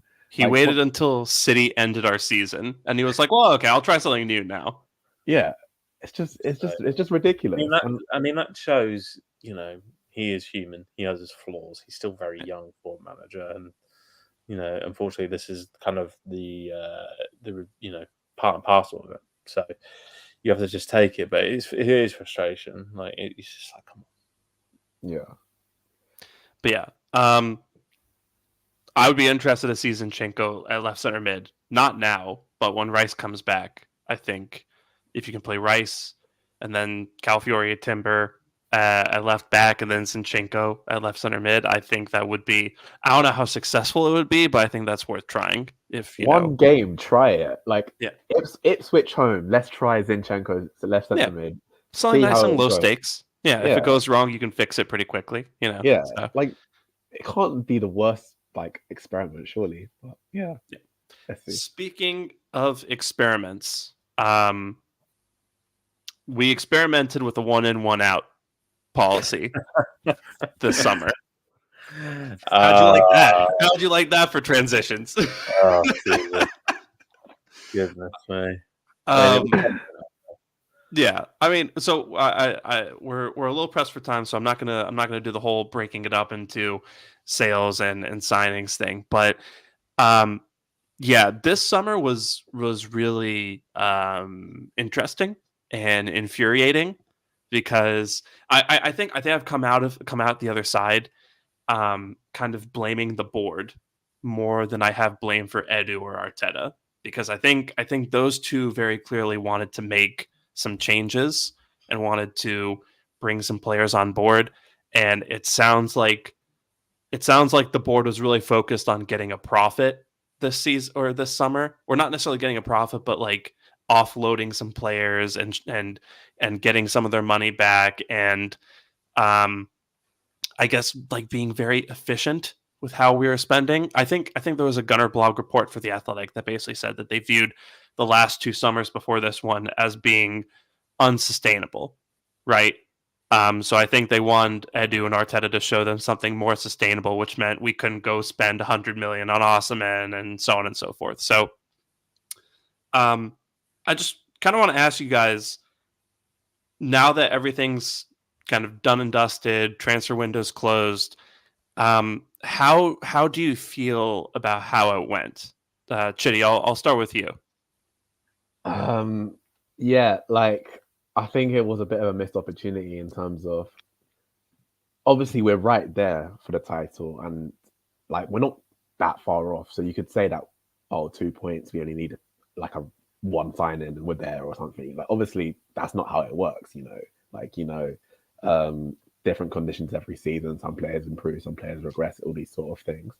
But I feel like we did well in terms of the sales were good. I think they did really well in terms of getting good fees for a lot of players, and which you haven't done in previous seasons. And I can kind of see where the board is coming from in terms of unsustainability in that sense. Like we literally haven't sold basically anyone apart from, I think we sold Balogun last season for 30 million. That was like our only sale or something like that. So I can see why we wanted to do that sort of thing. So outgoings were pretty good, but yeah, incomings, I feel like we're a bit short. Like our squad is like just about enough if we have no injuries. Okay, so it's not enough, but like it's like we're relying on a lot of things going our way for us to have a successful season in terms of players staying fully fit, players not dropping in form because of fatigue or anything like that, and also trusting Arteta to actually use the full squad he has available now, including potentially some of the younger players as well.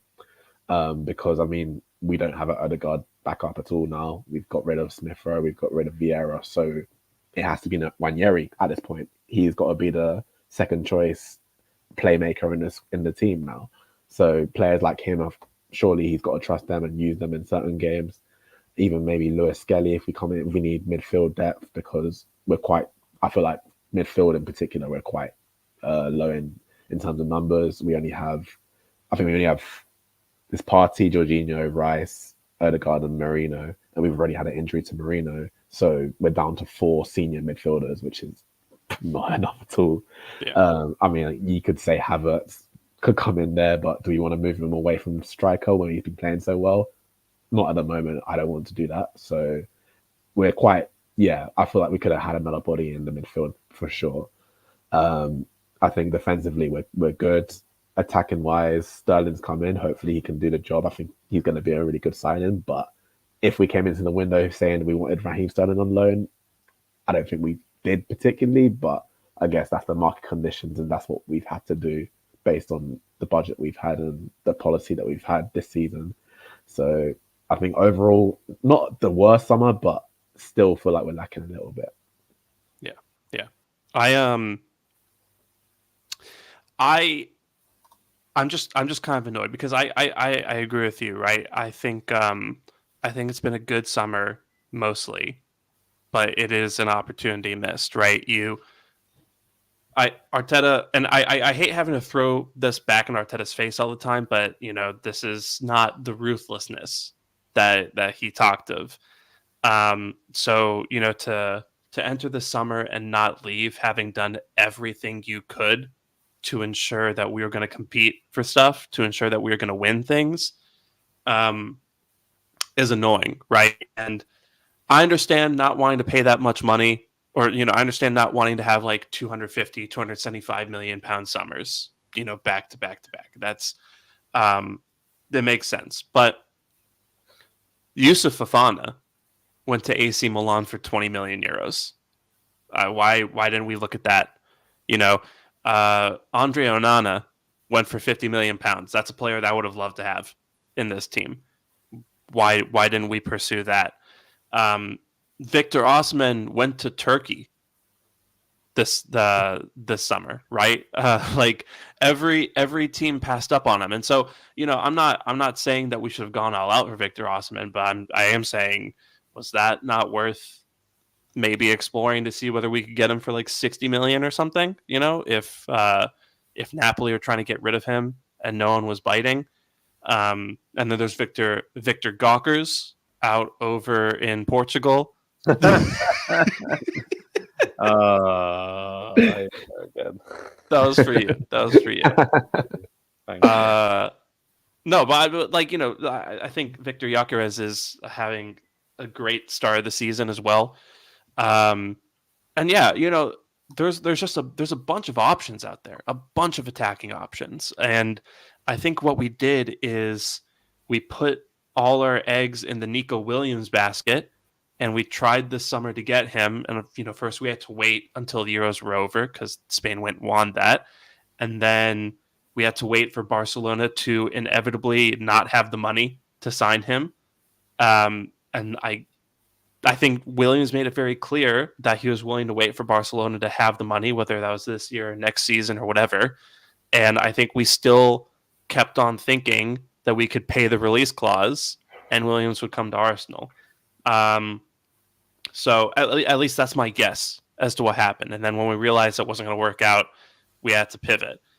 So, I mean, I'm not asking for us to have a Rice signing every single summer, but we were about to sign Juan Garcia for 30 million euros, and then we didn't, and we didn't spend that 30 million. So it's just don't forget the Sesko bid as well. We had money for Sesko, so clearly there was money available for an attacker, and where's that money gone? I understand wanting to wait for certain targets. I think Musiala is a guy who might move next summer. Maybe Nico Williams is someone we could look at again. Maybe Šeško is a guy we revisit. But we are in the win now stage, right? There are. Ben White, Martin Odegaard, Kai Havertz, these are guys who are in their mid-20s now. Gabriel is 27 now. And that might not sound like we're running out of time, but 2 or 3 years from now, these guys are going to be considering their last contracts in the game, probably. So, we are hitting that point where we have to start making moves now to ensure that we win things and ensure that we hold on to these guys and ensure that we can build on the squad that we have assembled here. So I'm just a little disappointed because it feels like the club has really put sustainability above winning. And while I do understand that to an extent because of the current financial landscape, it is also just kind of annoying because we saw clubs around us spending like crazy and they're probably going to get away with it. So why didn't we try to make that happen? Someone's talking about Chelsea. Let's be clear. Talk about Chelsea. Chelsea, but also United spent like crazy. Villa were we're basically upcharging academy players to stay within PSR parameters. So dodgy. I'm gonna play more minutes in the Premier League this season than Amari Kellyman. Mark my words. That guy is the biggest joke of a transfer. 19 million for someone that no one's ever heard of. I had Villa fans in my mentions being like, "You don't understand. He's a really good academy player, very highly rated." I was like, "I'm sure he is." Yeah. And he's already injured as well. I think he got injured. Injured. Brilliant, absolutely brilliant. But yeah, Pimi, what are your thoughts in the window? How do you feel about it?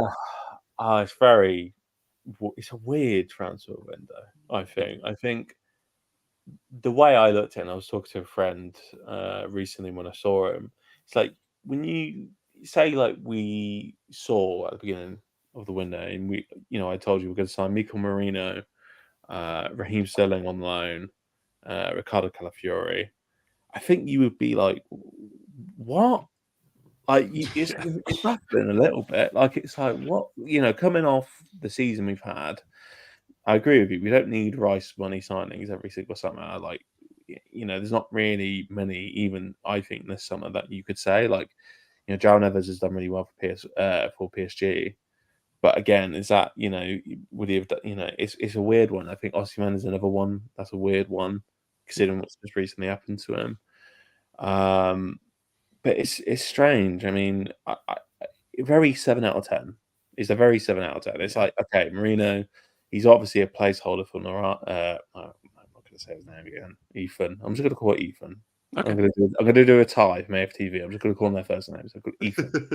Right. I think he's a placeholder for Ethan. So that's why I think that signing makes sense. Calafuri is a cool signing. I didn't, coming off the Euros, I was like, oh, this would be a cool signing. And, he came and he looks really good. So I can't really argue with that one. I think it's a really good signing.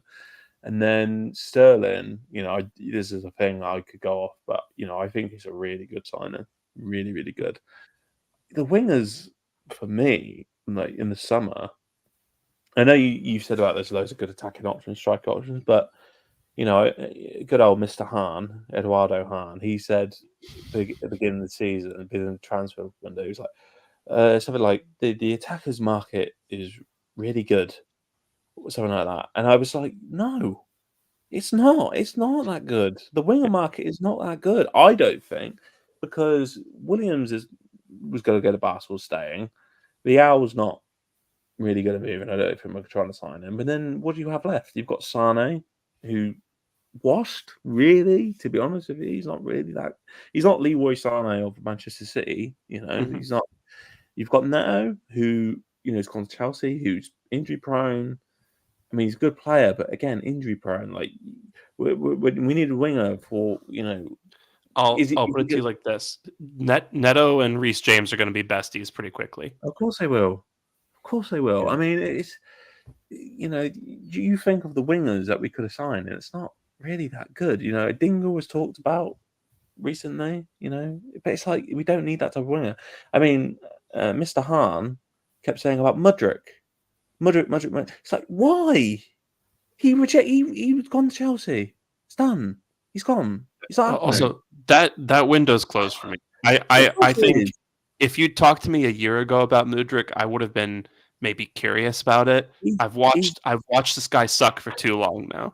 He's a funny geezer, right? Yeah. I think he's really funny. Like some of the stuff he posts is like, come on, that's objectively very funny. Yeah. But he's not. He's rubbish.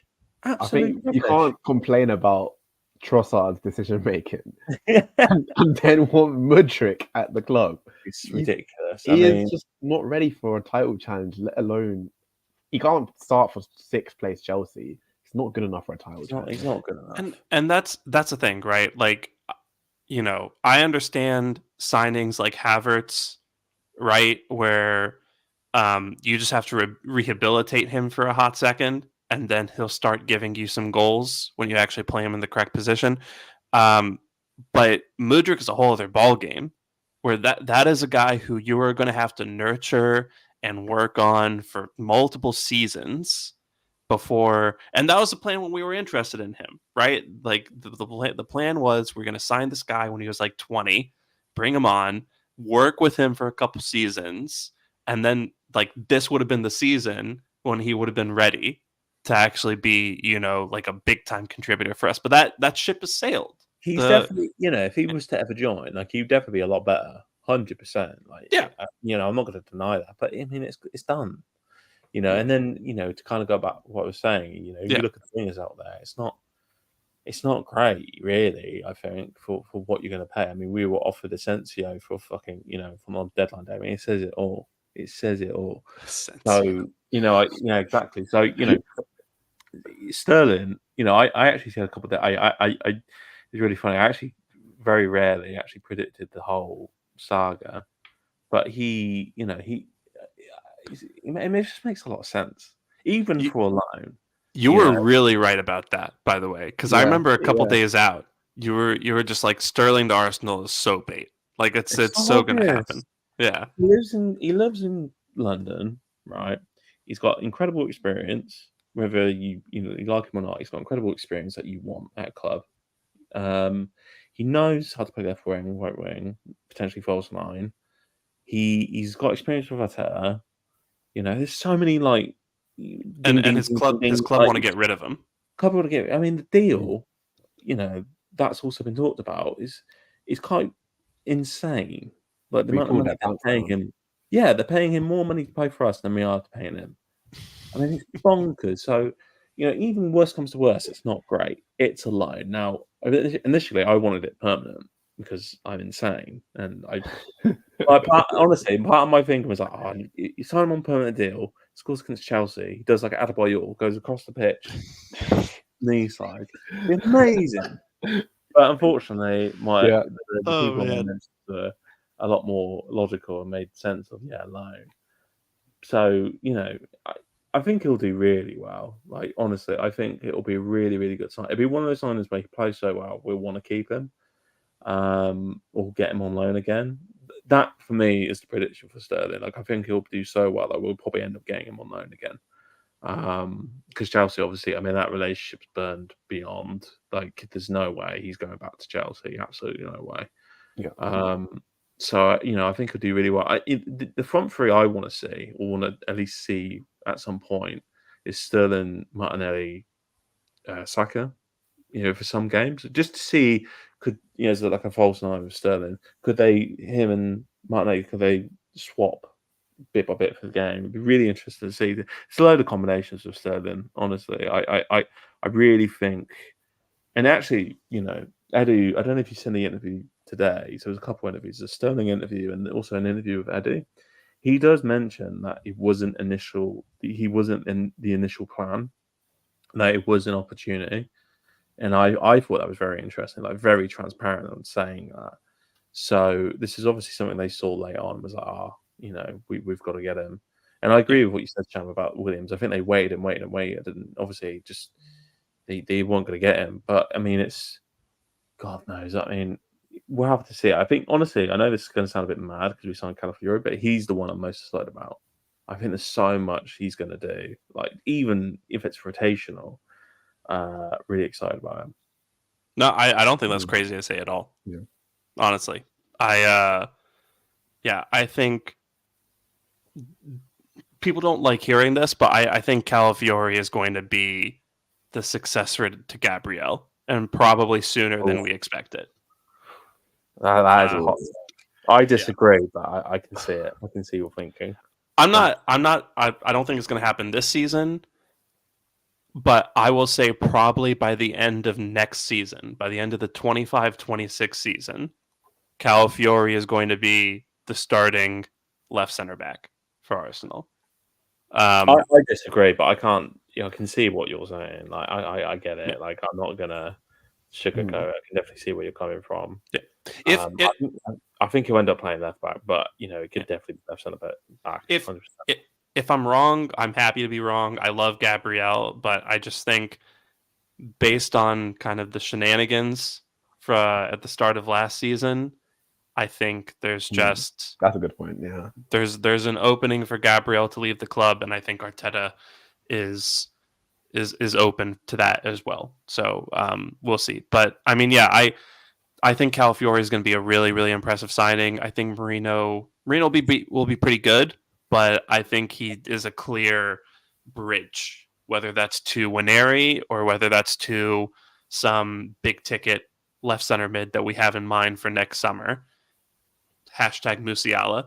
I will manifest that into existence, me and George. But I think those two will be very good. And then I agree with you. I think Sterling is gonna win a lot of hearts this season, and then we'll see whether or not we can talk Chelsea into basically giving him to us for free. I'm going to be honest with you. I think there's something. This is very early prediction about him, but this is something I've been thinking about. I think also people are not talking about this with the Chelsea manager. I think he's pretty fucking shit. I think he's yeah. No, I really do. Like I watched some of the Chelsea games. The Savat game. The game this week, Palace, have seen like the extended highlights and stuff, and I just don't think he's that good. And to come out of a statement the way he did about Sterling, about he's not my type of winger, it's to me it's baffling. Even if you don't like Sterling, to say that about a player with that much experience and he's caliber of Sterling, it's just crazy to me. And you replace him with like Neto, for example, and it's like, is it that really that much better? Honestly, I mean, put it this way: is Neto going to get 18 goals and assists this season? Is that I don't know. Like that's what Sterling got last season. 18 goals and assists in all competitions. Really? He'd Yeah. have to play. I think he'd have to play 18 games first. Exactly. So like even the contributions in that sense, I don't. Is Neto going to do more than Sterling? I don't know. Also, 18 goals and assists. yeah, he got 10, Really? I didn't know. he got 10 goals, 8 assists in all competitions last season. He was like, I think he was at second most or third most after Palmer and Jackson. Whatever. See, I've got a lot of people like I talk to on Twitter, Chelsea fans. I love them to death. Like they are really good people, but fucking hell, what are they doing? Like, what are they doing? I'm not saying like he's great because he was poor. He had lots of periods where he was poor for Chelsea. Yeah. But I mean, you don't. In my opinion, you don't really let anyone like that go. Like, I mean, do you remember the start of last season when he was their best player? No. To be fair, I don't know. I'm not even gonna lie to you. He was really good for them to start. He was really good, and like remember there were people saying he should be called back for England because he was playing so well to start the season. He had like a few good months of just like really great play, scoring some nice goals. Yeah, he had a bit of a dip after that and everything. But even towards the end of the season, he started playing well again. He had the game against City in the 4-4 where he played really well, and like he had a lot. I think he had more good games than bad games last season, considering how dysfunctional that team is. I feel like he had himself like a pretty not a bad season in that sense, and he always gets contributions, goals, and assists. So to get that sort of player on a loan deal, like hardly paying his wages, I feel like it's no brainer. Yeah. It does scare me a little bit that it seemed like that just sort of opportunity just landed on their laps, and they didn't have a real other option in that sense in terms of. Coleman was rumored, weren't he? I mean, that was the rumor. That would have been what a disaster that would have been. Yeah, but it just seemed that like they were potentially going to go into the season just so like not loaning out Nelson and just having him as the backup winger, even though he's not even trusted at all by Arteta clearly because he never plays. Yeah. So I mean, I checked it actually recently. Nelson has only started one Premier League game since 1920. Which is like ridiculous. Yep. He's been here so long. He's had a bunch of substitute appearances. Never starts in the Premier League, basically. So it's like, is this guy even depth if he's not going to play? He's just not depth at all. Well, so at least the worst part. Sorry to cut you off, but the worst part about that stat is the game that he started in 2020 was against Liverpool, and he scored the winner, or it was he either scored or assisted the winner against Liverpool. And then Arteta was like, great, thanks. I'm not going to start you again for 4 years. Gave him a contract. Yeah. It makes no sense. Yeah, it makes no sense. He gave him a contract at the end of last season, started him in 0 Premier League games the year after. Like 100K a week to not play any games. What's the point? Yeah. I would bet so much money that Arteta wanted to keep Nelson this season. Yeah. And then either Edu or someone on the board was like, absolutely not. No, he's going this year. Sorry. I think so. I mean, the fact that it dragged to deadline day suggests that he was going to plan to do it. And then obviously the bids started coming in for loans. And then they were like, yeah, we've got to get him out. Yeah. Which is the right decision. But yeah, I feel like Arteta was going to have him there just on the bench again whole season. So, just to put a bow on this and end it, I want to finish off with a question about the outgoing players. And, Smith Rowe has gone to Fulham, and Nketiah has gone to Palace. Nelson's also gone to Fulham on loan. Ramsdale's gone to Southampton. And then, there's some bits and bobs like Patino going to Deportivo La Coruña and Tavares going to Lazio, I think. But out of the players who have departed permanently this summer, who do you think is going to go on to have the best impact at the team that they have joined? Because I think what's at least been noticeable to me this season is that we have sold our players into, I think, really good situations for them, especially Ramsdale, Smith Rowe, and Nketiah. I think those three have been put in situations to succeed and become very important players for the sides that they have joined, which I think they all deserve. So just kind of looking at that, who do you have kind of the highest stock in going into the future? I want to. I don't think you didn't mention this one, but I want to Sorry. mention Nuno Tavares. He got 2 assists in his last game against Milan. So Oh, I heard about yeah, that. he was really good. I watched the game. He was really good. So yeah, that's just a random one. He's not my choice, Christian, but big him up anyways. What a guy. Yeah. But I think Eddie Nketiah is who I'm betting on. I think like one thing that he's never really had is a consistent run of games, like not 5 games in a row. I'm talking like 10, 15, 20 games in a row of just getting up to speed, playing games, and getting used to just being a first teamer. I mean, this is not even just at Arsenal. He's never had it in his senior career. Even when he went to Leeds on loan, he hardly played. He not hardly played, but he was coming off the bench a lot of times. And like he's never had a full season of professional senior football as like the number 1 striker. So I'm really excited to see how he does. Obviously, he's going to have a battle with Mateta. I don't know if they're going to play together or not, or he's going to actually eventually bench him. But I do think he is better than Mateta. Like definitely when he's at his prime, he's definitely a better player. So I think he will eventually start in some capacity. And yeah, I'm really excited to see like how he does as a main man. I think he's gonna make the teams that pulled out of signing him regret it. Hopefully, yeah. Cough, cough, Forest, cough. Yeah, exactly. Looking at you, Marseille.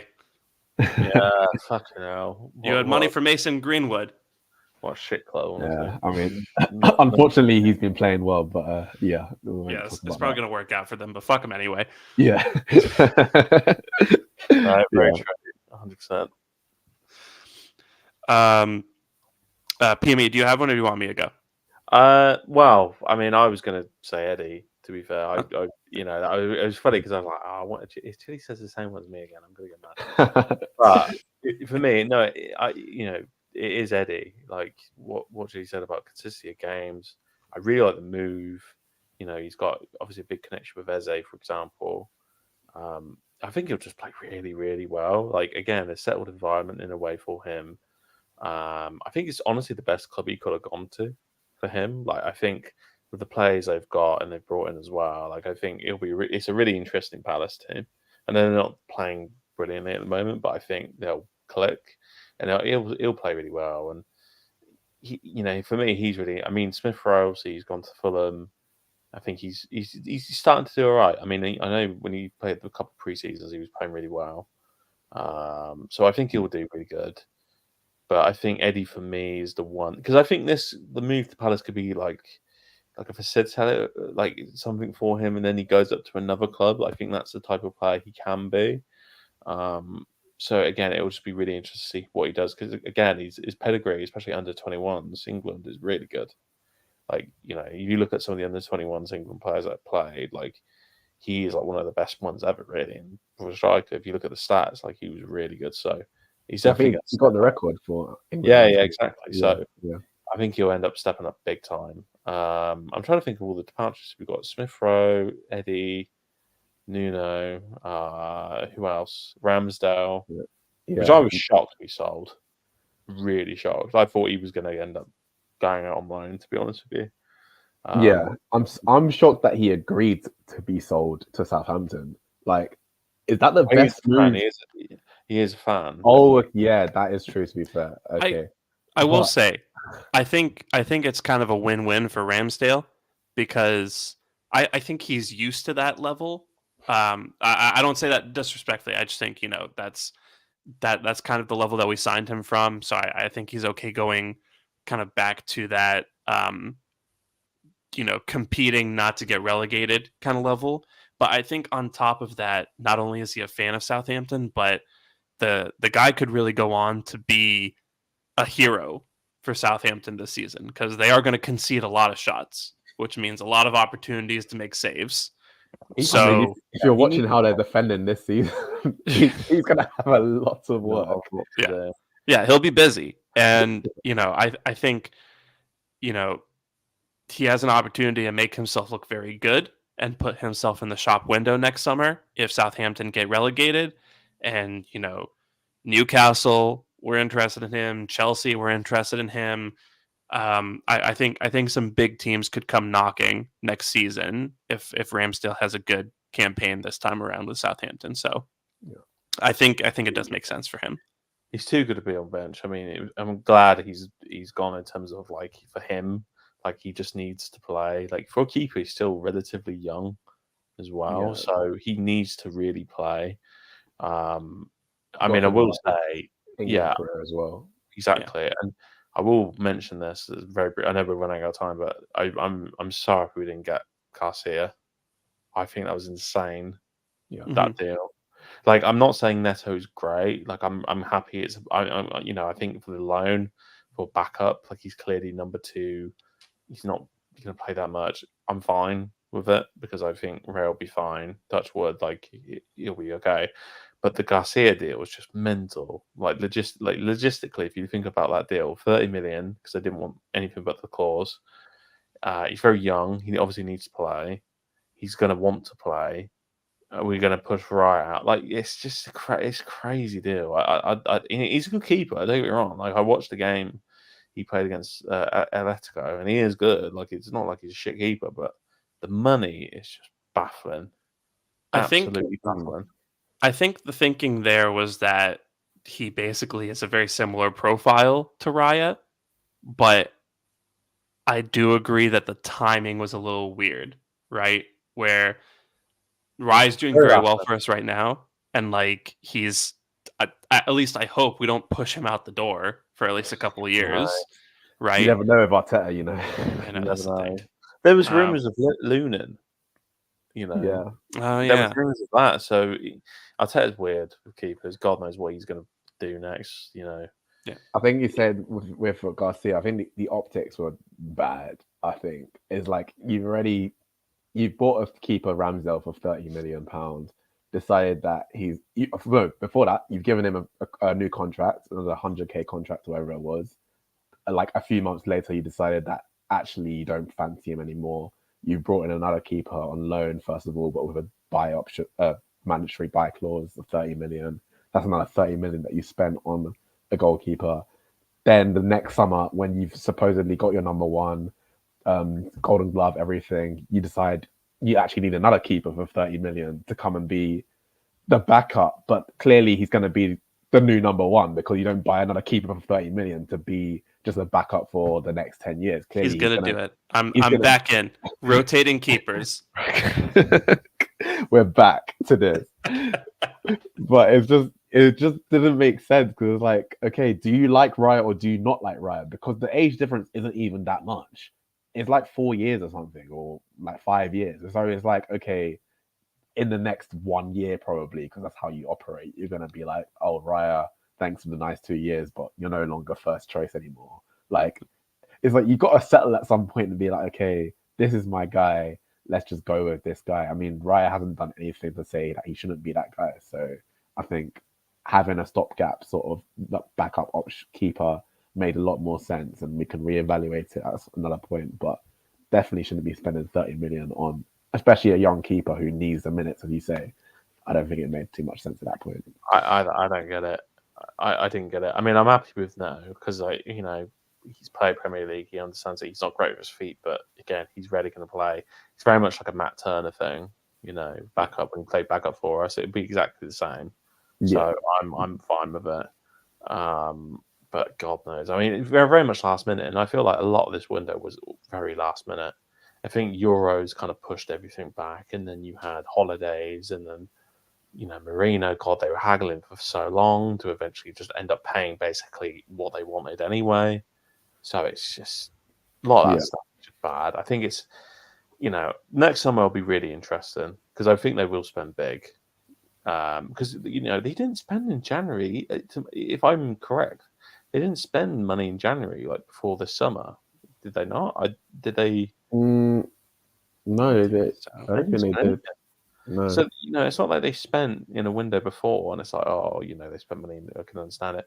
So if they do so in January, maybe I could definitely see them if Marino's gets injured again, maybe we're going to have to sign somebody else.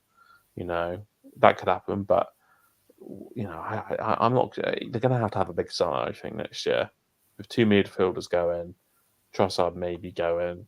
It'll be interesting. Jesus also. I think Jesus is a candidate to go. Yeah. I mean, I said to you on the last podcast, he's my miss of the season because I think he's going to end up just being injured.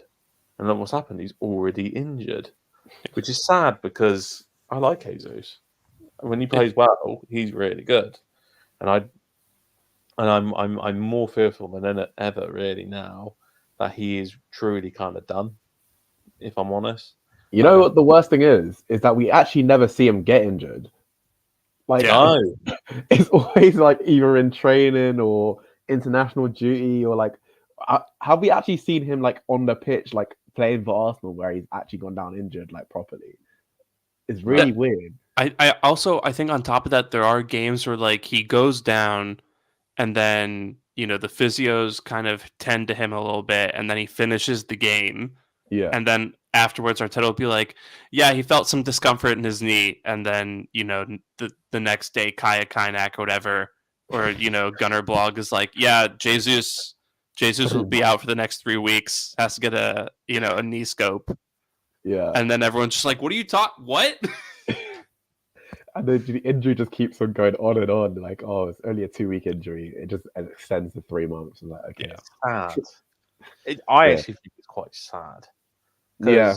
When Jesus, when he's fit and roaring, is really good. And I there's periods of that preseason where he was like, oh, he's ready to go. He's slim. He looks on it. So again, another hiccup. I mean, he might be back for the North London derby. It'll be interesting to see what happens then with him. I think Arteta is going to end up playing him on the bloody wing, though. I really do. I think that's his plan. So God knows what happens with him, but I think it's a race between Jesus and Sterling to be ready for the North London derby. Yeah. It'll be interesting. Hopefully they're both back because then we've got the options. Yeah, but it'll be really interesting. I mean, we were talking about Sterling. There's so many interesting possibilities with Sterling. You've got Sterling, Havertz, Saka. You've got Sterling, Jesus, Saka. You've got Martinelli, Havertz, Sterling. So many. It's just interesting. Yeah. Like hopefully Saka can actually be rested. He doesn't have to play every game now. It'd be really nice to see Saka like 1 or 2 games this season just come off the bench. Mm-hmm. Yeah. Yeah, I mean, you see Foden come off the bench like quite a bit. You see like a lot of the good young players around the league come off the bench. It shouldn't be a problem for Saka to have to come off the bench. Obviously, he's more important than the likes of Foden for our team, but we should have the personnel to be able to rest him against these lower table teams at home. These sort of games. Yeah. No, yeah. I think Saka will get some games off this time around, or at the very least, he's going to start getting subbed off in like the 65th, 70th minute. And he's already subbing him off earlier than he used to be because even like the Villa game, it was 2-0, which I was like, game's not really over, but he subbed him off like the 80th minute or so, and I was like, okay, fair enough. He's starting to do that a bit more.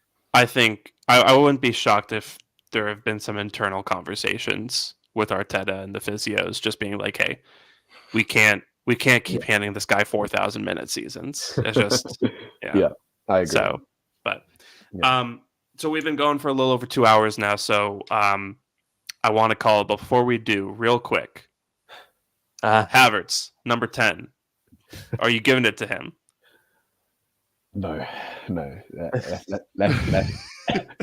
Let's be serious here. I mean, all right, Havertz is a great player. I love what he's done, but he doesn't make sense as the number 10 personally. I mean, when you think of a number 10, you don't think of a player like Havertz. Like Havertz would suit the number 9 more than anything, and I feel like I just don't think he needs to change his number at all, to be honest. Because I feel like his whole brand is the number 29, anyways. Like his Instagram handle is number 29. Like he's always worn 29 from Leverkusen to Chelsea to now. Like, yeah, like so I feel like I don't think I think the rumor is actually just bogus. I don't think he wants to change it from. I kind of agree. I think it's kind of a fake rumor. I'll be honest with you, I'm not totally against it. I kind of like, but the idea of me liking it is more like, is it like a brand thing of like, I'm a different player now? Like, it's a very confident sort of move. Like, yeah, give me the 10 shirt, sort of like. Yeah, exactly. Like, is that kind of the thinking of it?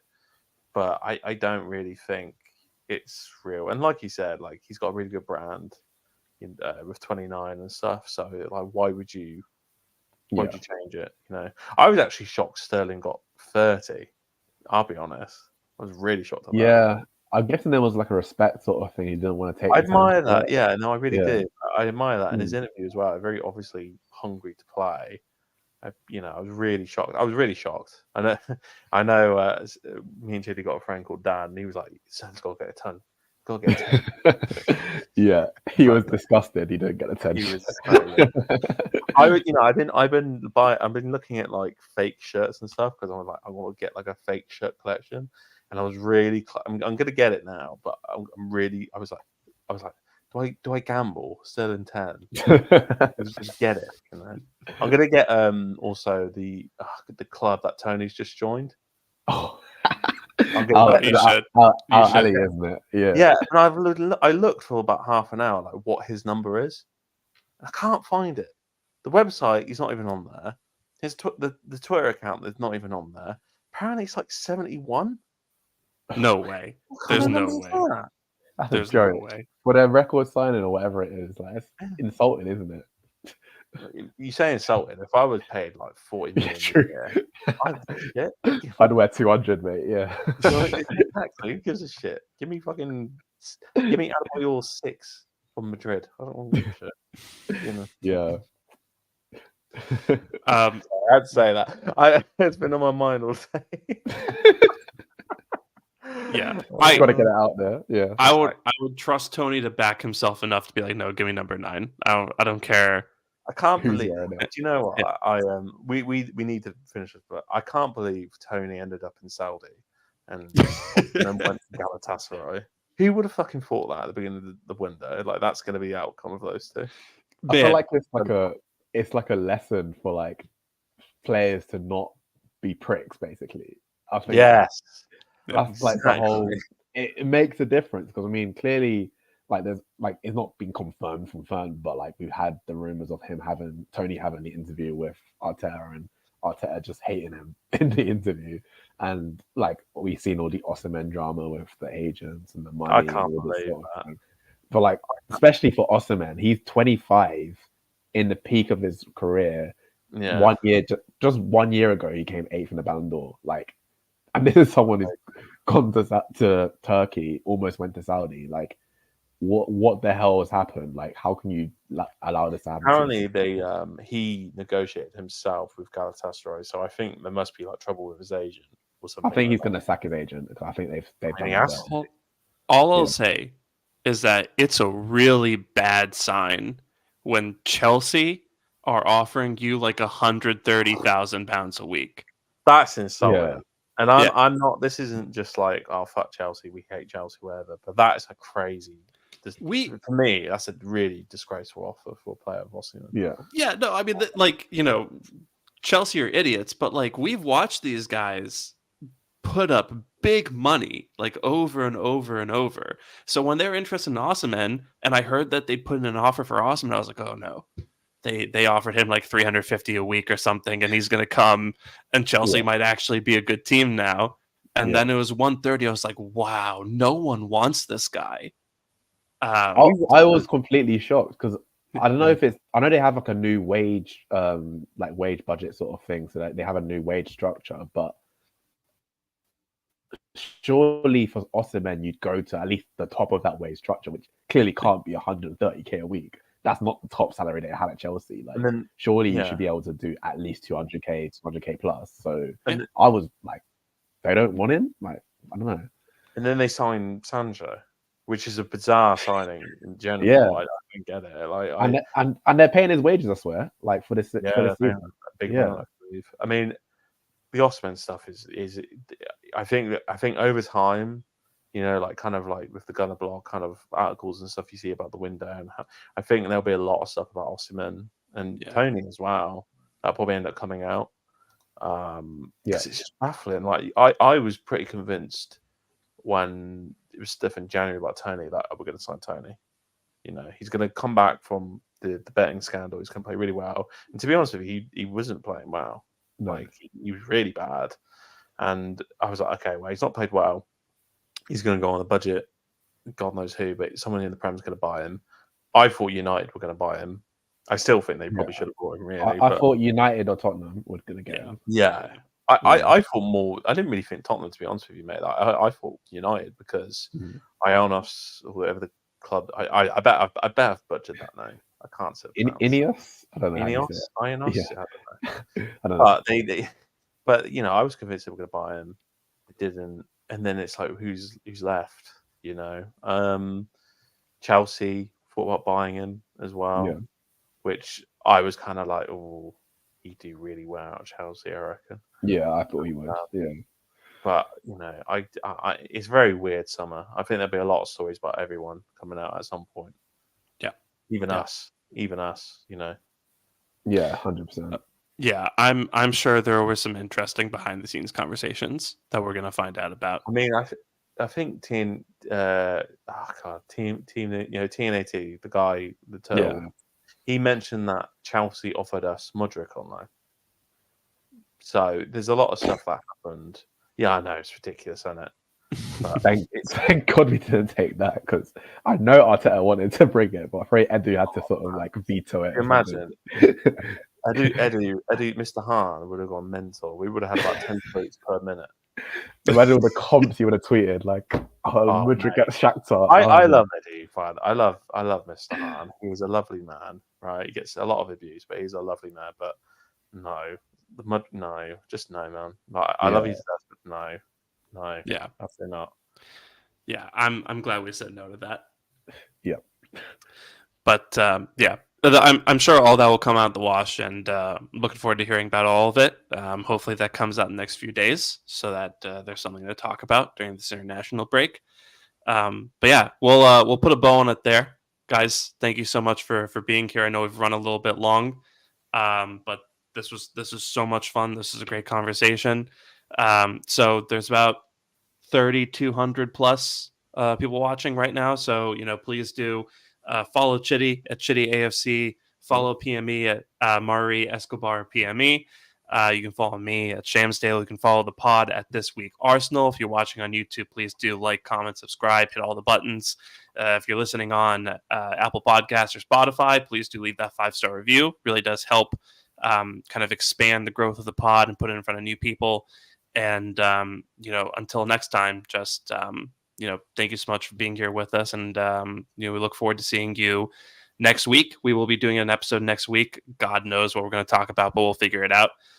So until then, be a gooner, not a goon, and we will talk to you soon. Until then, take care and bye.